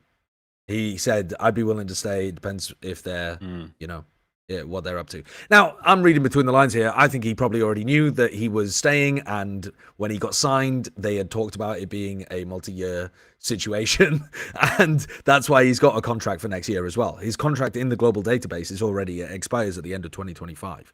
Oh, okay. So even if that was just NRG trying to be smart about things and put him on a long-term contract, just in case Finesse popped off and got them to champions and then was like, Mr. Andy Miller, I'd like another $1 million, please. So even if it was just trying to be a smart business person, I think he probably had some idea that there would be an opening for him to restructure the team. Remember, he wanted a super team with Leaf and Zekken on it. Leaf, Zekken, Ethan, Finesse, and Som was supposed to be the super team that Finesse really wanted for this year. Damn. I don't think either of those players are going to be on the open market next year. No, not at all. Do they make any other changes though, or do they keep it as is right now? I mean, I guess you don't really need to make any other changes. You still got all the right tools, right? I mean, Crashes, Ethan, and my God, on Demon 1 if he comes back, right? So the roster makes more sense now than their previous version did, in my opinion. Who's building the roster? What Finesse is building this roster? Like this is, or is it? I would imagine so. Yeah. NRG, because what we just saw with Victor's tweet said that was NRG's decision. So it was Finesse's decision or the org's decision to get him out. I would imagine that it's the org's decision to move away from this roster and empower Finesse to build a new one or find success with this 5. That's how I would interpret this decision. Is that they felt like these changes were needed, and then they're like, okay, now, maybe they've already got another coach that they're bringing in, or like, did it come from their own volition, or was it like, hey, I think maybe should release these guys? I don't know. Like maybe I don't know. I don't want to throw speculation out there. It's very specific, Like it's like Chet and Victor. I honestly thought that if Chet and Victor ever left, Crashies was going too. I don't know why. It was just always in my head. I always just figured if they ever dropped it, or if they ever went away from the Optic core, it was going to be the 3 of them going. So I am really shocked that Crashies is still. I think they said that last year. I think they said that Victor and Crashies were a duo. Yeah, I and thought I that saw that Som in and content Finesse. as well. Yeah, because Finesse said in that same interview that he would want to stick with Som as the main person that he would want to stick with. So yeah, this feels like a bit of an org decision to me. I feel bad for Chet actually though, because he's probably just going to move on to Counter-Strike, and he's going to be remembered in Valorant for this last season, and people are going to associate him with the concept of being a fraudulent coach. I think that is just reading into the future. People are going to compare any coach that's bad in the future to that fraud Chet. I can already see, because of the way that he's been talked about over the last few months. Yeah, because you that mentioned it's all your fault. No, it's out there to the world. this is talking, not yeah. what I mentioned. I did I'd not actually start this never heard that narrative. before until you said Fuck that. off! You didn't hear that before. It's been This is the first everywhere in the time. Valorant scene. That's crazy. But I think he's been done dirty, frankly, because he's one of the most winning coaches that we have in the scene. He was part of the best roster of 2022. He's got a good idea for coming up with unique compositions and setups that NRG have run. And I know that he had a very good working relationship with Finesse. I mean, they listened to him and they respected him. He didn't run the entire team like some other coaches did. But I think for a while there, they had a very good thing going. I don't think he was just a lazy paycheck collector, as people on the internet like to frame him as. Dude, this is what I'm seeing all over the place. I'm not making this shit up. You're acting like I'm the one bringing the allegations here. I'm fighting against the allegations. I think Chet had a lot more impact than people are willing to give him credit for. He just made a bad decision at the start of this year by believing that somebody else could take the reins from Finesse.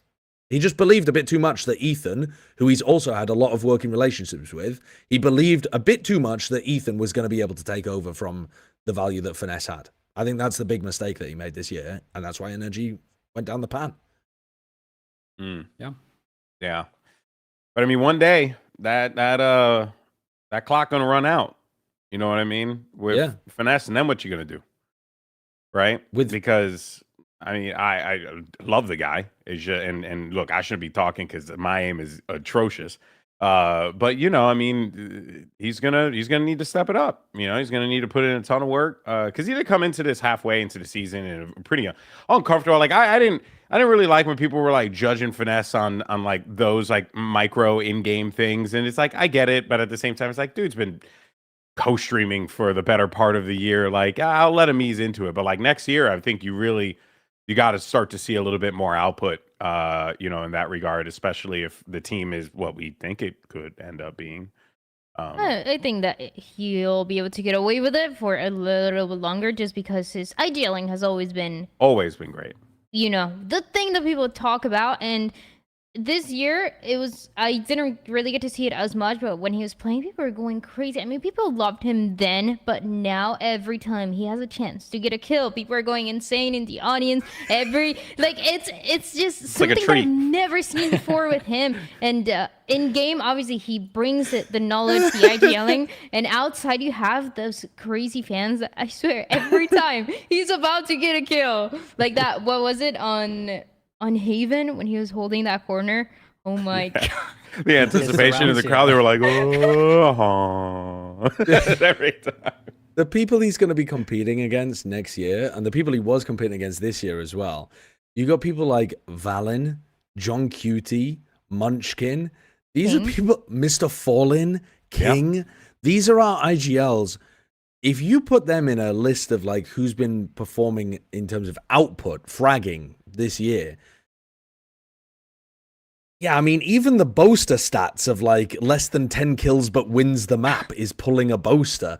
Like, even that, you know, yeah, boaster's looking better than Finesse is, really, and how you might expect him to be performing next year, too. So that's tough competition. It's much tougher than it was 2 years ago to get away with being an IGL that doesn't shoot back as much. Yeah, I agree with that. But he also came in a little bit late, and then like he has to do all like the new strats, and that's a lot of time spent on like all the stuff that he That's why I don't focus judge on him, right? In this instance, you can't really judge him for all this stuff. I mean, no. Bro, thank you. Cut it before he died. He actually won that fight. He won that fight. But it looked like it wasn't going to go well for a moment there. Show the frenzy one as well, but he won. He definitely won that one too. Oh my. But yeah, we'll see. I am looking forward to seeing what they do. I always cheer on Finesse though, and that energy squad. Always been fans of all those players. I feel like that's not the end of the changes. I feel like. You think more is coming? Yeah, maybe. From NRG? Yeah, Maybe even Demon 1. Maybe he'll go somewhere else. Like, I feel like there's something more passive like that could happen, or something bigger. Like, I don't know what's gonna happen. Like, Crashies and Victor have always been a thing. And I feel like Crashies, I love him. He's one of my favorite players for sure, but I feel like he's definitely struggling as well. He was always the GOAT on Sky, and he didn't really get the chance to do it this year with the meta and all that. So maybe he also gets an offer. Maybe he also leaves. But I feel like they're not going to keep the roster the way that we're seeing it right now. Yeah. I kind of like the roster the way that it is right now. I think if I was Finesse, I'd be excited to use somebody like Demon 1, but yeah, maybe. Well, we'll have to see what it looks like over the course of the year. Yeah, go on. I have something about that, and it's something that I heard about Demon 1. That he said, not him, I think it was Com during an interview, that he was saying the reason why Evil Geniuses was clicking so well together is that everybody's hyping each other up. And in NRG, I feel like that doesn't happen. They just have a different style, which is fine. They're more like down to business. Let's get the kills. Let's get the rounds and the wins.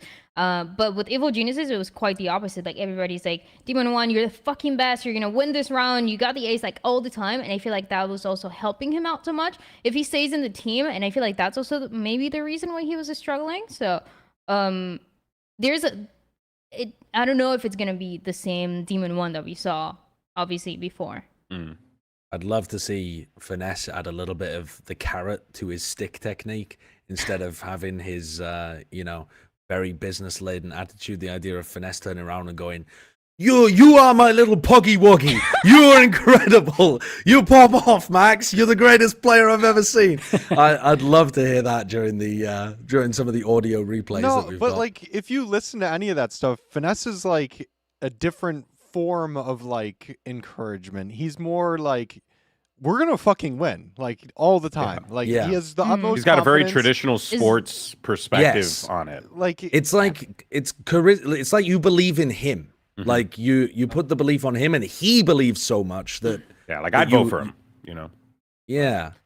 For what? I know what you mean. I'd Though. vote for him. I know what you mean, though, Kurt. But he doesn't really like do the same thing that Dryad's talking about, where he bigs up the players. He's like just very belief that they're all going to win together. Yeah. It's more they're having a bad defense half, and he's like, just give me 3 rounds, and I'll make sure we win this from the calling and stuff like that. And it's just like the belief in the whole system. He's charismatic.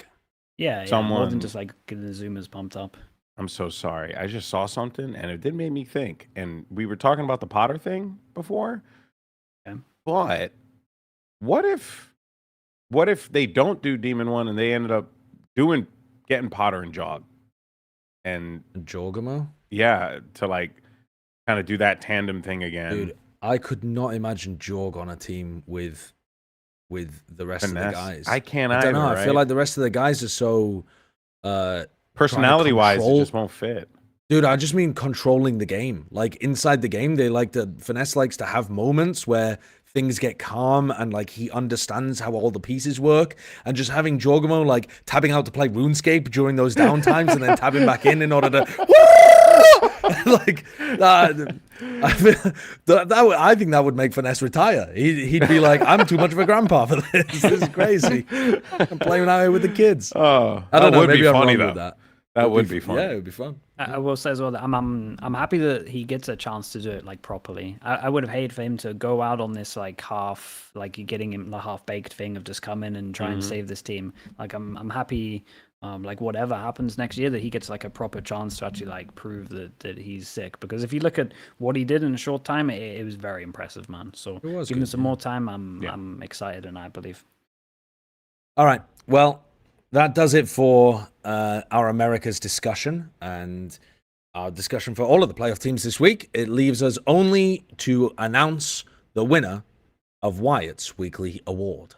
I'm not wearing the wig because Josh has shoved it down his trousers. Here's Wyatt's weekly award. I mean, when you don't see that I did, in fact, shove it down my trousers, because that clip wasn't usable, then that loses a little bit of context, doesn't it? All right, but Wyatt's weekly award this week, there is no more fitting winner, in my opinion, than Bala TW, Artin Issa, the GOAT. We were doing a couple of TriCats with him this week, one silly, one serious, but it's also his last show for VCT Americas, and probably just the last show that he does in general. He's looking to move on, chill with his family instead, be much more close to them. He's got a young kid and has spent a lot of time on the road, as we all are at the moment, if you don't live in Los Angeles or Berlin or Korea. So he's going and looking for a normie job. So, yeah, if you're looking to hire electrical engineers, then hit up Bala at csa.gg, I guess. But he's a smart dude. Now, I've worked with Bala for many years. I worked with him in Fortnite. He's awesome. I don't know why it sounds so somber. You know, we could just call him. But you know, he's a one of a kind talent, man. We didn't deserve we don't deserve him. You know, we didn't deserve Bala T-Dubs. What a legend. Fucking love that man. Sue was getting emotional. She was balling, bro. Sue was getting very emotional about it. And we were saying, like, yeah, Arden's just so good at his job as well, right? And Sue goes, yeah, he was so good. We're like, stop using the past tense like he's died, man. And then we pointed it out, and she's like crying and laughing at the same time, and it was so funny. It was great, but also endearing. But very endearing, very endearing. Yeah. He supported Valorant from like the beginning as well. I remember doing like the early Fish 123 like beta events. He was casting like so many of them. I tried to cast with him as my first partner when Valorant was like, you gotta get people to cast with you. You gotta have a duo back in the freaking first 5 events, I want to say. And I really wanted to get Bala, but he made the right call not co-casting with me. But outside of that, lovely guy. When we first came into Valorant, we didn't think that me and Bren were going to be casting together because we didn't know whether they wanted to use us as a duo from Overwatch. And so Bren was going to cast with Bala, and I was maybe going to cast with somebody else. So that could have been a totally different duo.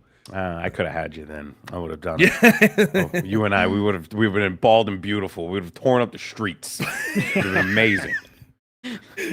God damn. What a different world it could have been. Okay, it would have been really bad, actually. Really bad. All right, there we go. There we have it for episode 183. Thank you for tuning in. Long episode, playoff episode. We'll be back next week or maybe the week after. I'm not exactly sure which. It depends how many personnel we have around. And then we'll be able to talk champions, maybe do our top 20 lists, all of that kind of good stuff.